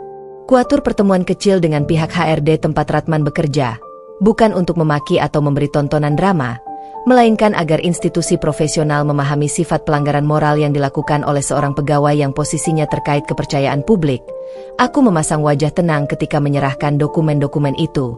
Melihat ekspresi resmi HRD yang berubah dari heran menjadi serius membuat dadaku berdegup cepat namun tetap tenang. Beberapa hari setelah itu kabar mulai berembus. Ratman diberi peringatan keras. Proyek yang sedang dia kejar ditangguhkan sementara, dan reputasinya di kantor runtuh pelan-pelan. Konsekuensi profesional itu bagiku bukanlah tujuan utama, tapi merupakan efek logis dari tindakan yang selama ini ia sembunyikan. Keadilan yang kuinginkan bukanlah balas dendam semata, melainkan agar tindakannya memiliki konsekuensi nyata. Sambil menunggu proses itu berjalan, aku tidak berhenti mengarahkan energi untuk membangun program di klinik. Aku tahu publik akan memperhatikan, dan aku ingin citra kebenaran tetap fokus pada pembelajaran bukan sensasi. Kuperkuat tim konseling dan memperluas jaringan relawan untuk program Hati Sembuh. Sembari itu aku menerima banyak tulisan dari perempuan yang terinspirasi untuk berdiri. Namun di balik itu semua ada sisi gelap yang terus berbisik. Ingin melihat Ratman benar-benar hancur. Ingin melihat Linda tak lagi berani mengangkat kepala. Bisik itu kusadari berbahaya, sehingga aku sengaja menantang diriku sendiri setiap kali godaan itu datang. Aku menanyakan pada hatiku apakah yang kulakukan ini membantuku sembuh atau justru memperpanjang luka. Suatu sore, kabar yang kupantau sedari pagi mencapai puncaknya. Sebuah email dari perusahaan klien besar yang selama ini bekerja sama dengan Ratman menuntut klarifikasi atas integritas pegawainya setelah menerima laporan anonim yang menyertakan bukti. Ini membuat tekanan semakin besar. Ratman yang dulu kuanggap mampu mengatasi segala persoalan kini tampak tak berdaya. Aku melihatnya pergi masuk ke kantor dengan langkah gontai dari kejauhan. Ada sedikit kepuasan di dadaku melihat keadilan jalan. Namun sejenak aku juga merasakan kepedihan karena perlahan-lahan aku menyadari bahwa menghancurkan hidup seseorang tak pernah membuat luka di hatiku sembuh seketika. Yang menyembuhkan adalah kebenaran yang diikuti tindakan membangun kembali diri sendiri. Di sisi Linda, reputasinya di kalangan rekan medis menipis. Beberapa pasien membatalkan janji temu, beberapa teman yang sempat dekat menjauh, dan dia beberapa kali kutemui berjalan menunduk melewati lorong klinik sambil menutup wajahnya. Satu malam aku menerima surat dari ibunya. Sebuah surat panjang yang penuh dengan penyesalan dan permintaan maaf yang tidak ditujukan kepadaku langsung, melainkan sebagai pengakuan bahwa keluarganya hancur karena ulah putrinya. Membaca surat itu membuat dadaku terenyuh sedikit. Bukan karena aku merasa iba, tapi karena manusiawi untuk merasakan empati ketika melihat kehancuran yang hampir serupa dengan kehancuranku sendiri. Ketika fakta-fakta itu makin menguat, aku mengatur sebuah pertemuan terbuka di balai kelurahan, bukan untuk menggunting mereka hidup-hidup di depan publik, tetapi untuk memberi ruang klarifikasi yang adil bagi semua pihak yang terdampak. Aku mengundang beberapa tetangga, perwakilan asosiasi kesehatan, dan beberapa pasien yang ingin mendengar kebenaran langsung dari sumbernya. Di hadapan orang-orang itu aku berdiri bukan sebagai wanita yang haus balas dendam, melainkan sebagai saksi kebenaran. Aku membacakan bukti-bukti dengan suara tenang, mempersilakan Ratman dan Linda memberikan penjelasan jika mereka ingin. Suasana menegang namun tetap terjaga sopan santun. Ratman tampak menunduk dan akhirnya berbicara dengan nada penuh penyesalan. Linda menangis menyesali perbuatannya. Keduanya membuat pengakuan publik yang walau pahit, setidaknya membuka jalan bagi proses penyembuhan sosial.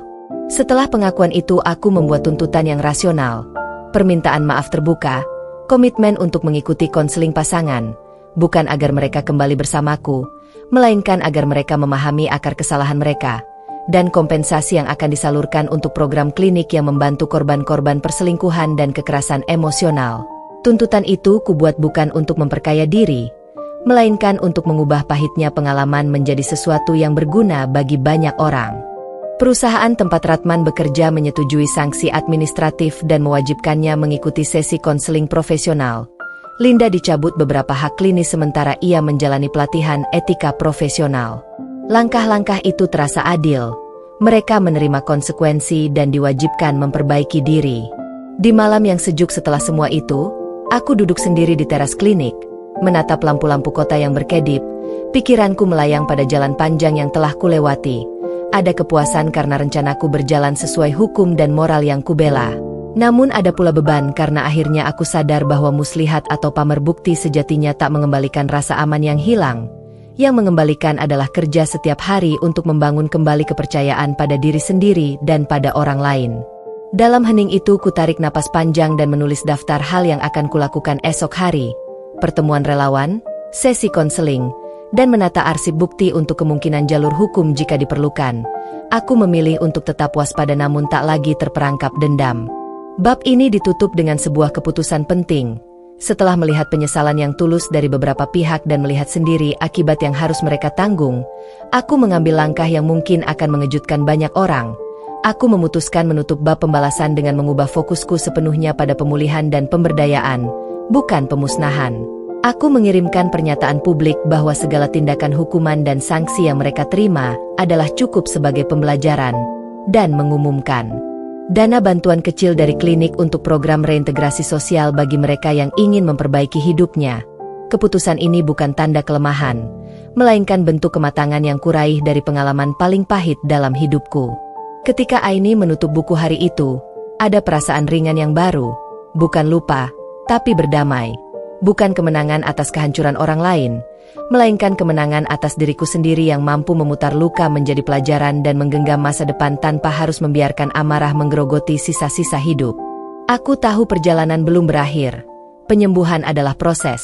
Tetapi untuk pertama kalinya dalam bertahun-tahun, aku tidur dengan tenang, yakin bahwa keadilan yang kuberikan pada diriku telah mengambil bentuk yang paling manusiawi, tegas ketika perlu, namun lemah lembut ketika saatnya memberi kesempatan untuk berubah. Hari-hari setelah pengakuan publik itu menjadi titik perubahan terbesar dalam hidupku. Setelah sekian lama hidup dalam bayang-bayang pengkhianatan dan rasa sakit, aku mulai menata hidupku perlahan namun pasti. Aku, Aini, tak lagi merasa menjadi korban. Aku bukan lagi perempuan yang ditinggalkan, dikhianati, atau direndahkan.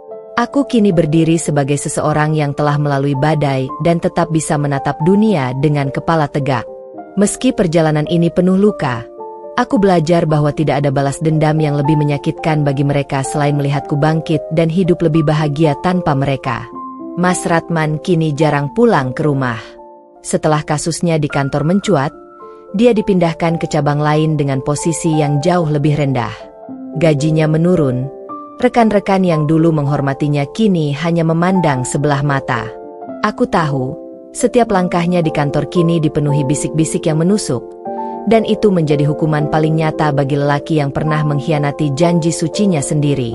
Aku masih tinggal di rumah yang sama, tapi bukan untuk mempertahankan masa lalu, melainkan sebagai bentuk kemenangan. Aku ingin rumah itu menjadi saksi bahwa aku mampu berdiri tanpa bergantung pada siapapun, bahkan tanpa suami sekalipun. Suatu pagi, saat aku sedang menyiram bunga di halaman, Mas Ratman datang. Wajahnya kusut, rambutnya tak terurus, dan matanya merah karena kurang tidur. Dia berdiri di depan pagar, membawa map coklat di tangan. Aku hanya menatapnya sekilas tanpa senyum. "Aini, boleh aku bicara sebentar?" Suaranya serak, hampir tak terdengar. Aku menatapnya lama, lalu menjawab dengan dingin, "Kalau soal permintaan maaf, sudah terlalu sering. Kalau soal uang, sudah aku cukupkan. Jadi apa lagi, Mas?" Dia terdiam beberapa detik, lalu berkata lirih, "Aku mau memperbaiki semuanya. Aku mau kita mulai dari awal." Aku tertawa kecil, bukan karena bahagia, tapi karena ucapan itu terdengar begitu ironis. "Mulai dari awal? Dengan apa, Mas? Dengan hati yang sudah kau hancurkan atau dengan kepercayaan yang sudah kau jual murah untuk seorang perempuan yang bahkan tak tahu arti kesetiaan?" Dia menunduk, dan aku bisa melihat betapa menyesalnya dia. Tapi penyesalan itu datang terlalu terlambat. Aku tak lagi terpengaruh oleh air matanya. Aku pernah menangis sampai lupa caranya bernapas karena dia, dan aku bersumpah tidak akan pernah menangis untuk orang yang sama 2 kali. "Pergilah, Ratman. Aku sudah cukup kuat untuk hidup tanpa kamu," kataku sambil berjalan meninggalkannya di depan pagar. Dia memanggil-manggil namaku, tapi aku tidak menoleh lagi. Untuk pertama kalinya, langkahku terasa ringan. Tidak ada lagi beban yang menahan. Tidak ada lagi bayangan masa lalu yang mengikat. Aku tahu, hari itu aku benar-benar merdeka. Sementara itu, Linda kini benar-benar meninggalkan kota ini. Setelah reputasinya hancur, dia memilih pindah keluar daerah dan berhenti dari dunia medis. Aku mendapat kabar dari salah satu teman di klinik bahwa dia kini bekerja di tempat kecil, jauh dari sorotan orang. Aku tidak merasa puas mendengarnya, tapi ada semacam kelegaan, bukan karena dia menderita, melainkan karena aku tahu alam semesta sudah memberi balasan tanpa aku harus mengotori tangan lagi. Hidup memang punya caranya sendiri untuk menegakkan keadilan, dan aku cukup menjadi saksi dari caranya bekerja. Kini hidupku kembali berwarna. Aku mulai menulis pengalaman hidupku dalam bentuk buku, berharap kisah ini bisa menjadi pelajaran bagi perempuan-perempuan lain di luar sana, agar tidak kehilangan dirinya demi cinta yang salah. Setiap malam aku menulis dengan hati yang tenang, menuangkan setiap luka, setiap air mata, dan setiap kemenangan kecil yang dulu kualami menjadi kalimat penuh makna. Buku itu kuserahkan ke penerbit, dan tak lama kemudian mendapat sambutan hangat. Banyak perempuan menulis pesan kepadaku, mengucapkan terima kasih karena aku berani bersuara, karena aku menjadi cermin bahwa setelah kehancuran, masih ada kehidupan yang layak diperjuangkan. Klinik tempatku bekerja juga berkembang pesat.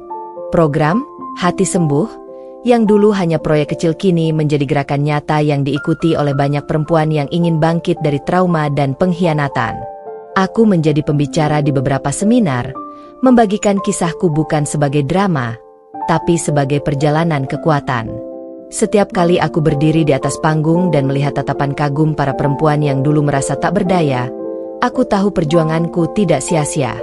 Aku mungkin pernah hancur, tapi dari kehancuran itu aku membangun diriku menjadi lebih kuat, lebih bijak, dan lebih berani.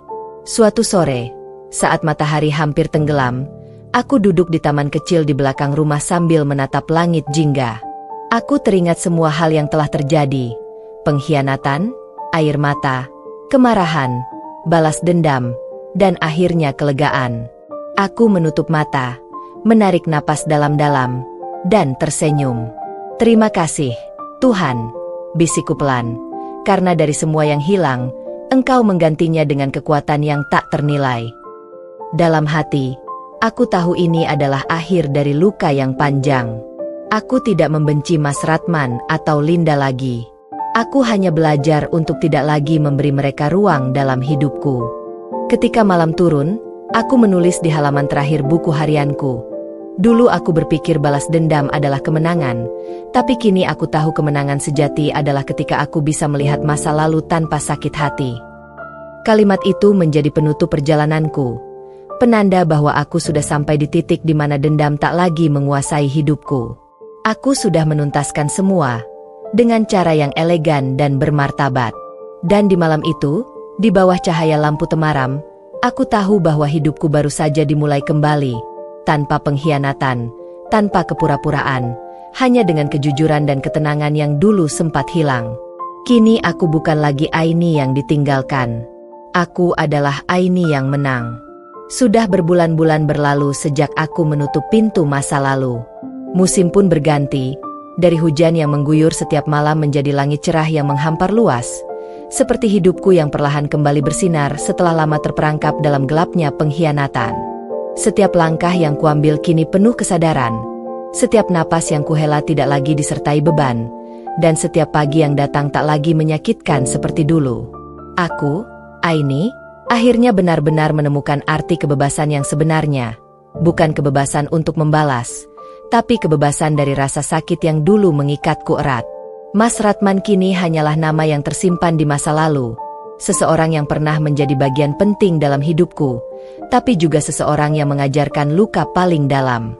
Setelah pertemuan terakhir di depan pagar rumah itu, dia tak pernah datang lagi. Aku mendengar kabar dari teman lamanya bahwa hidupnya kini tak menentu. Pekerjaannya terus menurun, dan dia mulai menjual beberapa barang yang dulu begitu ia banggakan. Mobil yang dulu dibeli dengan sombong kini lenyap. Rumah yang ia cicil kini diambil alih oleh bank karena tak sanggup membayar. Aku tidak tertawa mendengarnya, tapi aku juga tidak merasa iba. Semua yang terjadi padanya adalah hasil dari perbuatannya sendiri.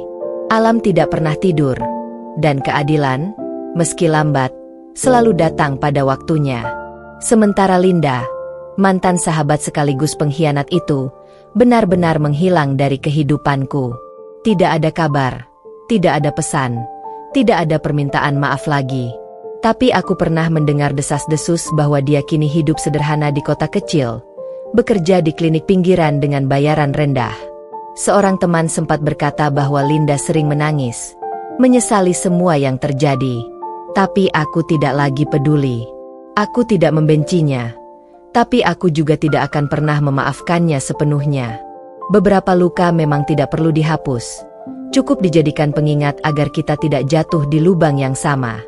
Di sisi lain, kehidupanku justru berjalan ke arah yang tak pernah kubayangkan sebelumnya. Buku yang kutulis, kisah hidupku, perjuanganku, dan kebangkitanku, kini resmi diterbitkan dan menjadi pembicaraan di banyak komunitas perempuan. Buku itu menjadi simbol kekuatan. Banyak pembaca yang menulis kepadaku, mengatakan bahwa mereka juga mengalami hal yang sama dan terinspirasi untuk bangkit. Aku tidak pernah menyangka kisah piluku bisa menjadi cahaya bagi banyak orang. Saat aku berdiri di atas panggung peluncuran buku, dengan tepuk tangan bergemuruh dari para pembaca, air mataku menetes bukan karena sedih, tapi karena bangga. Aku, perempuan yang dulu direndahkan, kini menjadi sosok yang disegani karena keberanian untuk bersuara. Klinikku juga semakin berkembang. Program Hati Sembuh kini bekerja sama dengan beberapa lembaga besar untuk memberikan pelatihan dan pendampingan bagi perempuan korban perselingkuhan dan kekerasan rumah tangga. Setiap kali aku mendengar cerita mereka, aku teringat diriku di masa lalu, rapuh, hancur, dan putus asa. Tapi kini aku bisa menggenggam tangan mereka, menatap mata mereka, dan berkata, aku pernah berada di tempat kalian, dan aku bisa bangkit. Kalian juga bisa. Kalimat itu menjadi mantra yang membuatku semakin yakin bahwa semua yang kualami dulu tidak sia-sia. Luka itu mungkin menyakitkan, tapi dari luka itulah aku tumbuh menjadi sosok yang lebih kuat. Suatu hari, di tengah kesibukan di klinik, aku bertemu seorang pria bernama Dimas, dokter muda yang baru saja bergabung. Dia tenang, sopan, dan memiliki cara bicara yang lembut namun tegas. Awalnya aku menjaga jarak, trauma masa lalu membuatku berhati-hati, tapi perlahan Dimas menunjukkan bahwa tidak semua pria sama. Dia tidak memaksaku untuk percaya, tidak menuntut lebih, hanya hadir dengan ketulusan yang tidak pernah kutemukan sebelumnya. Setiap kali dia berbicara, ada ketenangan yang mengalir. Setiap kali aku tertawa di hadapannya, aku tahu bahwa aku sudah mulai sembuh. Suatu sore, saat kami berdua selesai memeriksa pasien terakhir, dia menatapku dengan senyum lembut. Aku kagum dengan ketegaranmu, Aini, katanya. Aku tahu kamu pernah terluka, Tapi kamu tidak menyimpan dendam, malah membangun sesuatu dari luka itu. Tidak banyak orang bisa seperti kamu. Aku menatapnya dan tersenyum. Kali ini bukan senyum yang dipaksakan, tapi senyum tulus yang datang dari hati. Mungkin karena aku sudah terlalu lama tenggelam dalam gelap, jadi sekarang aku tahu bagaimana cara menjaga cahaya. Jawabku pelan. Hari demi hari berjalan, dan tanpa kusadari, aku mulai membuka hatiku lagi. Tidak untuk melupakan masa lalu, tapi untuk memberi kesempatan baru pada kebahagiaan. Aku belajar bahwa mencintai lagi bukan berarti mengkhianati diri sendiri, tapi justru tanda bahwa aku telah berdamai dengan apa yang terjadi. Aku tidak tahu kemana arah hubungan kami nanti, tapi untuk pertama kalinya setelah sekian lama, aku tidak takut. Di malam yang tenang, aku duduk di balkon rumahku sambil menatap langit berbintang. Angin berhembus lembut, membawa aroma bunga dari taman belakang. Aku membuka buku harian yang dulu sering kutulis dengan air mata. Kini kutulis dengan senyum. Aku menulis, dulu aku pikir kebahagiaan datang dari seseorang, tapi sekarang aku tahu kebahagiaan datang dari keberanian untuk memaafkan diri sendiri dan melangkah maju. Malam itu aku menutup buku harianku dengan perasaan damai. Tidak ada lagi dendam, tidak ada lagi rasa ingin membalas. Hanya ketenangan. Hidupku yang dulu penuh luka kini berganti dengan cahaya yang hangat. Dan untuk pertama kalinya dalam hidupku, aku bisa berkata dengan sepenuh hati, aku sudah sembuh. Aku, Aini, bukan lagi korban, bukan lagi perempuan yang ditinggalkan. Aku adalah perempuan yang bangkit, memaafkan, dan menang. Hari itu menjadi hari yang tak akan pernah kulupakan seumur hidupku. Udara pagi terasa berat dan menyesakan seolah ikut memendam amarah yang selama ini kubungkam. Aku berdiri di depan kaca besar di ruanganku dengan mengenakan gaun putih sederhana. Wajahku terpantul dengan tatapan yang dingin namun tegas. Bukan lagi Aini yang lembut dan penurut seperti dulu, melainkan seorang perempuan yang siap menegakkan harga dirinya. Semua rencana yang kususun selama berminggu-minggu kini akan segera terlaksana. Aku sudah menyiapkan segalanya dengan matang, mulai dari dokumen, foto, hingga rekaman yang membuktikan perselingkuhan Mas Ratman dan Linda. Mereka berdua tak akan pernah menyangka bahwa aku, orang yang mereka anggap lemah dan polos, kini akan menjadi badai yang menghancurkan hidup mereka. Acara peresmian cabang baru klinik tempatku bekerja menjadi momen yang sempurna untuk itu. Semua kolega, pejabat daerah, hingga media hadir di sana, termasuk Mas Ratman dan Linda yang datang berdua dengan alasan ingin memberi dukungan. Betapa ironisnya, mereka berdiri di tempat yang sama denganku, tersenyum seolah tidak pernah berbuat salah. Padahal di balik senyum itu tersimpan kebusukan yang menjijikan. Aku memandangi mereka dari kejauhan dengan dada bergetar menahan emosi. Aku bisa melihat cara Mas Ratman menggandeng tangan Linda diam-diam, begitu halus, seolah mereka masih bisa bersembunyi dari pandangan dunia. Tapi hari ini tidak, karena aku yang memegang kendali atas segalanya.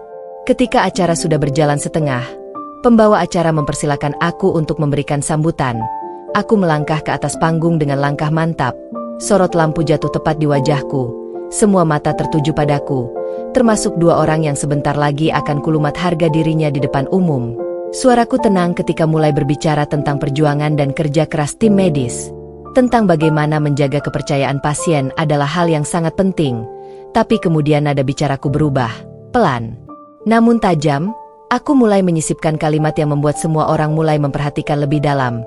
Kepercayaan adalah hal yang paling berharga, tapi sekaligus paling mudah dihancurkan oleh pengkhianatan, kataku sambil menatap lurus ke arah Linda yang duduk di barisan depan. Wajahnya langsung tegang. Aku melanjutkan, hari ini, di hadapan kalian semua, aku ingin menunjukkan seperti apa bentuk pengkhianatan yang selama ini bersembunyi di balik wajah manis dan kata-kata palsu. Ruangan langsung hening. Aku memberi isyarat kepada staf yang sudah kupersiapkan. Layar besar di belakangku menyala menampilkan foto-foto Mas Ratman dan Linda yang sedang berpelukan di hotel, di parkiran, di mobil yang kubelikan untuk suamiku, bahkan video mereka berciuman di depan rumah Linda. Semua orang terkejut. Suara bisikan dan desahan kaget memenuhi ruangan. Wajah Linda langsung pucat sementara Mas Ratman berdiri panik mencoba mendekat ke arah panggung. "Aini, hentikan ini!" teriaknya dengan suara gemetar. Tapi aku menatapnya dengan tajam dan membalas dengan nada dingin. "Kenapa? Kau takut semua orang tahu siapa kau sebenarnya? Suami yang tidur dengan pasien istrinya sendiri. Seketika seluruh ruangan riuh, wartawan mulai mengambil gambar. Beberapa tamu bahkan merekam dengan ponsel. Linda menangis sambil berusaha menutupi wajahnya tapi semuanya sudah terlambat. Air mata, rasa malu, dan ketakutan bercampur jadi satu di wajahnya yang dulu selalu berani tersenyum di hadapanku. Aku menatap mereka berdua dari atas panggung, lalu berkata dengan tegas, "Aku harap kalian menikmati rasa malu ini, karena inilah awal dari pembalasanku. Jangan pernah berharap bisa hidup dengan damai setelah menghancurkan hidupku. Sekarang silakan rasakan sendiri bagaimana rasanya diinjak di depan banyak orang seperti yang kalian lakukan padaku." Linda langsung berlari keluar ruangan sambil menangis. Sementara Mas Ratman mencoba mengejar tapi dihalangi oleh panitia yang kebingungan. Aku turun dari panggung dengan langkah tenang. Meski di dalam dadaku masih bergemuruh oleh emosi yang belum tuntas, aku menatap wajah-wajah tamu yang masih syok dan berkata singkat, "Terima kasih atas perhatiannya. Mohon maaf bila acara hari ini sedikit berbeda dari rencana, tapi aku rasa kebenaran memang layak ditampilkan di tempat yang terang." Semua orang terdiam, dan aku meninggalkan ruangan itu dengan kepala tegak. Untuk pertama kalinya setelah sekian lama, aku merasa kuat. Bukan karena dendamku sudah selesai, tapi karena aku tahu inilah awal dari keadilan yang selama ini kupendam dalam diam, dan aku bersumpah dalam hati, pembalasan ini baru permulaan. Aku akan pastikan mereka berdua tidak akan pernah lagi merasakan ketenangan seumur hidup mereka. Malam setelah aku mempermalukan Mas Ratman dan Linda di hadapan semua orang, aku duduk sendirian di balkon apartemen baruku, menatap langit yang tak berbintang. Hanya ada gelap yang menelan sunyi. Angin berhembus pelan membawa sisa aroma hujan sore tadi. Di tanganku segelas teh hangat sudah dingin, namun aku tidak berniat meminumnya. Pikiranku masih berputar pada kejadian siang tadi. Suara bisikan orang-orang, wajah-wajah kaget yang menyaksikan pengkhianatan itu, dan tatapan takut dari Mas Ratman yang berusaha menutupi dosanya dengan kata-kata palsu.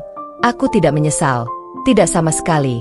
Aku justru merasa lega, seolah beban besar yang menindih dadaku selama ini tiba-tiba lenyap. Namun di balik legaan itu, ada sisa luka yang masih terasa, karena bagaimanapun aku pernah mencintainya, aku pernah memperjuangkannya dengan sepenuh hati. Bahkan rela menunda mimpiku hanya agar bisa membangun keluarga bersamanya. Tapi ternyata aku hanya berjuang sendirian. Dia sibuk menanam kebohongan, sementara aku sibuk menjaga kepercayaan. Beberapa hari setelah kejadian itu, berita tentang skandal perselingkuhan suami Dr. Aini dengan pasiennya, Linda, tersebar luas di media sosial. Banyak portal berita online menulis tentangku. Sebagian memujiku karena berani mempermalukan mereka di depan umum. Sebagian lagi merasa iba, mengatakan bahwa aku adalah korban dari cinta buta. Setiap kali membuka ponsel, aku melihat ratusan komentar dari orang-orang yang tidak kukenal. Ada yang menulis, "Karma datang cepat ya." Ada juga yang bilang, "Hebat, Aini." Biar mereka tahu rasanya dihina. Tapi yang paling sering muncul adalah pesan dukungan dari perempuan-perempuan yang mungkin pernah merasakan hal yang sama sepertiku.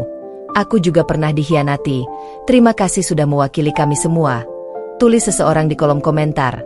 Aku membaca semuanya dengan mata yang berkaca-kaca. Ternyata aku tidak sendiri. Banyak perempuan di luar sana yang menahan sakit yang sama, tapi memilih diam.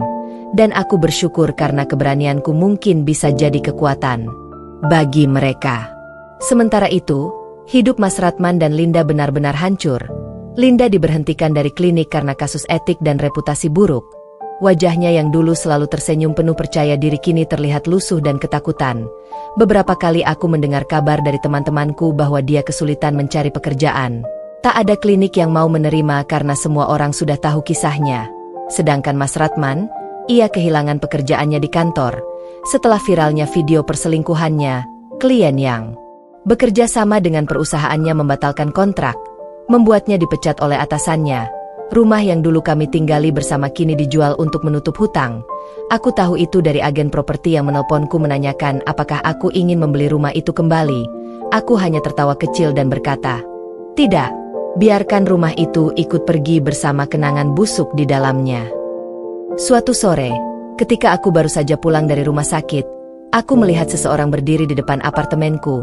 Sosok itu menunduk dengan pakaian kusut dan wajah penuh penyesalan.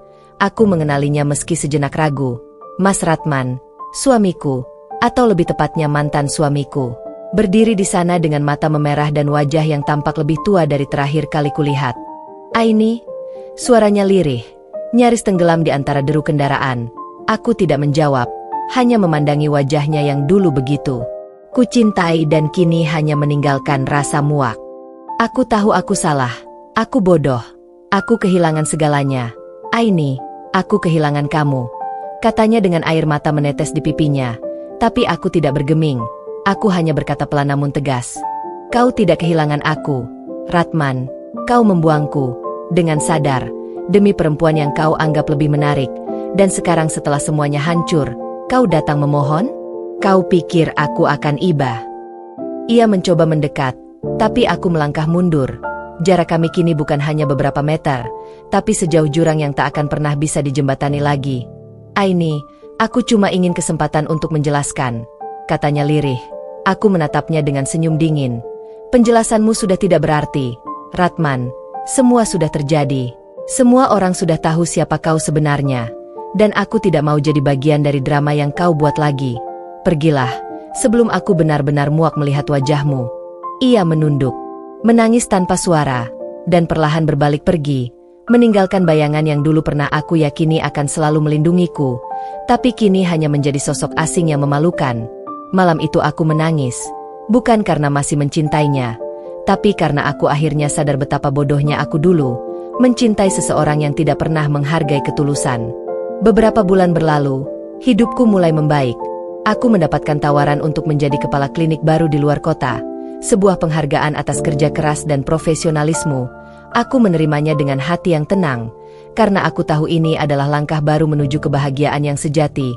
Aku mulai bisa tersenyum tanpa rasa sakit di dada, mulai menikmati pagi tanpa bayangan masa lalu, dan mulai mencintai diriku sendiri lebih dari sebelumnya. Tapi aku tidak pernah melupakan satu hal. Aku berjanji tidak akan pernah membiarkan orang seperti Mas Ratman dan Linda hidup damai dengan kesalahannya. Setiap kali mereka mencoba bangkit, aku pastikan masa lalu mereka akan selalu mengejar mereka. Bukan karena aku kejam, tapi karena mereka harus belajar bahwa setiap pengkhianatan punya harga yang harus dibayar. Dan aku, Aini, adalah bukti hidup bahwa perempuan yang disakiti bisa bangkit, bisa berkuasa, dan bisa membalas dengan cara yang paling elegan, dengan membuat mereka hancur di bawah cahaya kebenaran yang dulu mereka injak-injak. Sudah 2 tahun berlalu sejak hari di mana aku berdiri di atas panggung, mempermalukan suamiku sendiri dan perempuan yang pernah kusesaki dengan kepercayaan. 2 tahun sejak dunia mengetahui bahwa pasienku ternyata simpanan suamiku. 2 tahun sejak aku melihat wajah Ratman memucat ketakutan di hadapan semua orang yang dulu menghormatinya. Waktu memang berjalan, tapi setiap detik sejak saat itu terasa seperti perjalanan panjang menuju penyembuhan. Ada luka yang tidak langsung hilang, ada air mata yang masih turun diam-diam saat malam datang, dan ada rasa sepi yang tak bisa segera diusir. Namun di balik semua itu, aku belajar bahwa setiap luka yang tidak kubiarkan membusuk, perlahan akan berubah menjadi kekuatan. Setelah kejadian itu, aku memilih pergi dari kota tempat semua kenangan busuk itu lahir. Aku menjual semua yang masih tersisa atas nama kami, memulai hidup baru di kota lain, jauh dari gosip, jauh dari tatapan kasihan, dan jauh dari masa lalu. Aku menyewa rumah kecil dengan taman mungil di depannya, dan setiap pagi aku menyirami bunga dengan tenang sambil menatap matahari terbit. Tidak ada lagi suara Ratman yang dulu selalu memintaku menyiapkan sarapan. Tidak ada lagi tawa pura-pura yang kuciptakan hanya untuk menjaga rumah tangga yang sebenarnya sudah retak. Sekarang, hanya ada aku, Aini, perempuan yang pernah hancur, tapi kini belajar menyatukan dirinya kembali. Klinik tempatku bekerja dulu menawariku posisi baru sebagai kepala cabang di kota ini. Aku menerimanya tanpa ragu. Dalam diam aku berjanji, jika dulu aku pernah disakiti di tempat kerja oleh seseorang yang kusebut pasien, maka sekarang aku akan menjadikan tempat ini ruang penyembuhan bagi orang lain. Aku membuka layanan konseling gratis bagi perempuan korban kekerasan dan pengkhianatan. Banyak perempuan datang padaku dengan mata sembab dan hati yang lelah. Ada yang diselingkuhi, ada yang ditinggalkan, ada yang dihina karena bertahan sendirian. Setiap kali mereka bercerita, aku melihat sedikit diriku di mata mereka. Aini yang dulu, yang masih bingung kenapa cinta bisa menyakitkan. Tapi kini aku punya jawaban. Cinta tidak pernah salah, hanya manusia yang sering mengotorinya dengan ego dan kebohongan. Sementara itu, kabar tentang Ratman dan Linda perlahan sampai juga padaku. Mereka mencoba bertahan bersama setelah kejadian itu, tapi kebohongan tidak bisa dijadikan pondasi untuk membangun kebahagiaan. Linda kehilangan pekerjaannya dan dijauhi banyak orang. Reputasinya hancur di dunia medis, sementara Ratman jatuh bangkrut, berpindah-pindah pekerjaan, kehilangan rumah, dan bahkan dikabarkan pernah terlilit hutang hingga dikejar oleh debt collector. Ada rasa puas yang samar, tapi juga kasihan. Bukan karena aku masih mencintainya, tapi karena aku tahu rasa sakit yang datang dari perbuatan sendiri jauh lebih menyakitkan daripada yang diberikan orang lain. Itulah karma yang bekerja pelan, rapi, dan tanpa perlu ku minta. Suatu hari, di tengah kesibukanku di klinik, aku menerima surat tanpa nama pengirim. Surat itu ditulis dengan tangan yang ku kenal betul, tulisan Ratman. Di dalamnya hanya ada kalimat sederhana, "Aini, aku tahu aku tidak pantas dimaafkan. Tapi aku ingin kamu tahu, aku menyesal seumur hidupku. Jika waktu bisa diputar, aku ingin kembali ke hari saat kamu masih tersenyum karena aku." Aku membacanya sambil tersenyum kecil, bukan karena terharu, tapi karena aku akhirnya benar-benar sadar, aku sudah sembuh. Aku tidak lagi merasa marah, tidak ingin membalas, dan tidak lagi ingin dia kembali. Aku hanya ingin hidupku tenang. Aku membakar surat itu perlahan di halaman belakang, menatap abu beterbangan, lalu berbisik, "Kau sudah mendapat balasanmu, Ratman. Sekarang biarkan aku hidup dalam damai yang dulu kau hancurkan." Musim berganti. Setiap langkah kecil yang kuambil membawa hidupku semakin stabil. Aku mulai menulis buku berjudul Sembuh Tanpa Balas, berisi kisah perjalananku dari perempuan yang dikhianati menjadi perempuan yang menemukan makna hidup baru. Buku itu laku keras. Dibaca banyak perempuan yang merasa kisahku adalah cermin dari kehidupan mereka. Aku sering diundang menjadi pembicara di seminar, bukan sebagai korban perselingkuhan, tapi sebagai simbol perempuan yang bangkit. Di setiap panggung aku selalu mengatakan hal yang sama, perempuan tidak kalah karena ditinggalkan. Kita kalah hanya jika berhenti menghargai diri sendiri. Kalimat itu menjadi kutipan yang sering mereka tulis di media sosial, dan aku tahu saat itu bahwa kisahku telah menginspirasi banyak hati yang sedang retak. Waktu terus berjalan, dan hidup tak berhenti memberi kejutan. Di antara kesibukan dan perjalanan menyembuhkan diri, aku bertemu dengan seseorang bernama Dimas, seorang dokter spesialis bedah yang baru pindah dari luar kota. Dia bukan tipe lelaki yang romantis berlebihan, tapi ada sesuatu dalam dirinya yang tenang dan tulus. Kami berteman, lalu perlahan menjadi dekat. Dimas tahu seluruh kisah masa laluku, tapi dia tidak menjauh. Justru mengatakan, "Aku tidak melihatmu sebagai perempuan yang disakiti, Aini. Aku melihatmu sebagai perempuan yang kuat." Kata-katanya menembus lapisan pertahanan yang lama kubangun, bukan untuk melukai, tapi untuk menyembuhkan. Perlahan aku membuka hatiku lagi, bukan karena butuh cinta, tapi karena aku sadar cinta yang datang setelah luka bisa jadi anugerah jika diterima dengan hati yang sehat. 2 tahun kemudian kami menikah dengan sederhana. Tidak ada pesta megah, tidak ada gaun mahal, hanya kebahagiaan yang murni. Di pelaminan aku berdiri mengenakan kebaya putih, senyumku tulus, tanpa air mata masa lalu. Aku tahu, hari itu aku benar-benar bebas dari semua beban yang dulu membelenggu. Aku tidak lagi dikejar oleh dendam, tidak lagi dibayangi rasa sakit, hanya rasa syukur yang melingkupiku. Dalam hati aku berbisik, aku sudah memaafkan, bukan karena mereka pantas, tapi karena aku pantas bahagia. Sekarang setiap pagi aku berjalan di halaman rumah bersama Dimas, menikmati udara segar sambil mendengarkan kicauan burung. Hidupku tenang, tidak berlebihan tapi penuh makna. Klinikku berkembang pesat, buku keduaku sedang dalam proses penerbitan, Dan aku mulai membantu lembaga sosial yang fokus membantu perempuan agar tidak takut keluar dari hubungan yang merusak. Kadang aku teringat pada masa lalu, tapi bukan dengan air mata, melainkan dengan senyum kecil. Karena tanpa luka itu, aku tidak akan pernah tahu seberapa kuat aku bisa berdiri. Malam ini aku duduk di teras, menatap langit yang penuh bintang. Di meja kecil di sampingku ada album foto lama, foto-foto masa lalu yang dulu ku benci, kini kulihat tanpa rasa sakit. Aku menutup album itu dan menatap ke arah langit sambil berbisik pelan.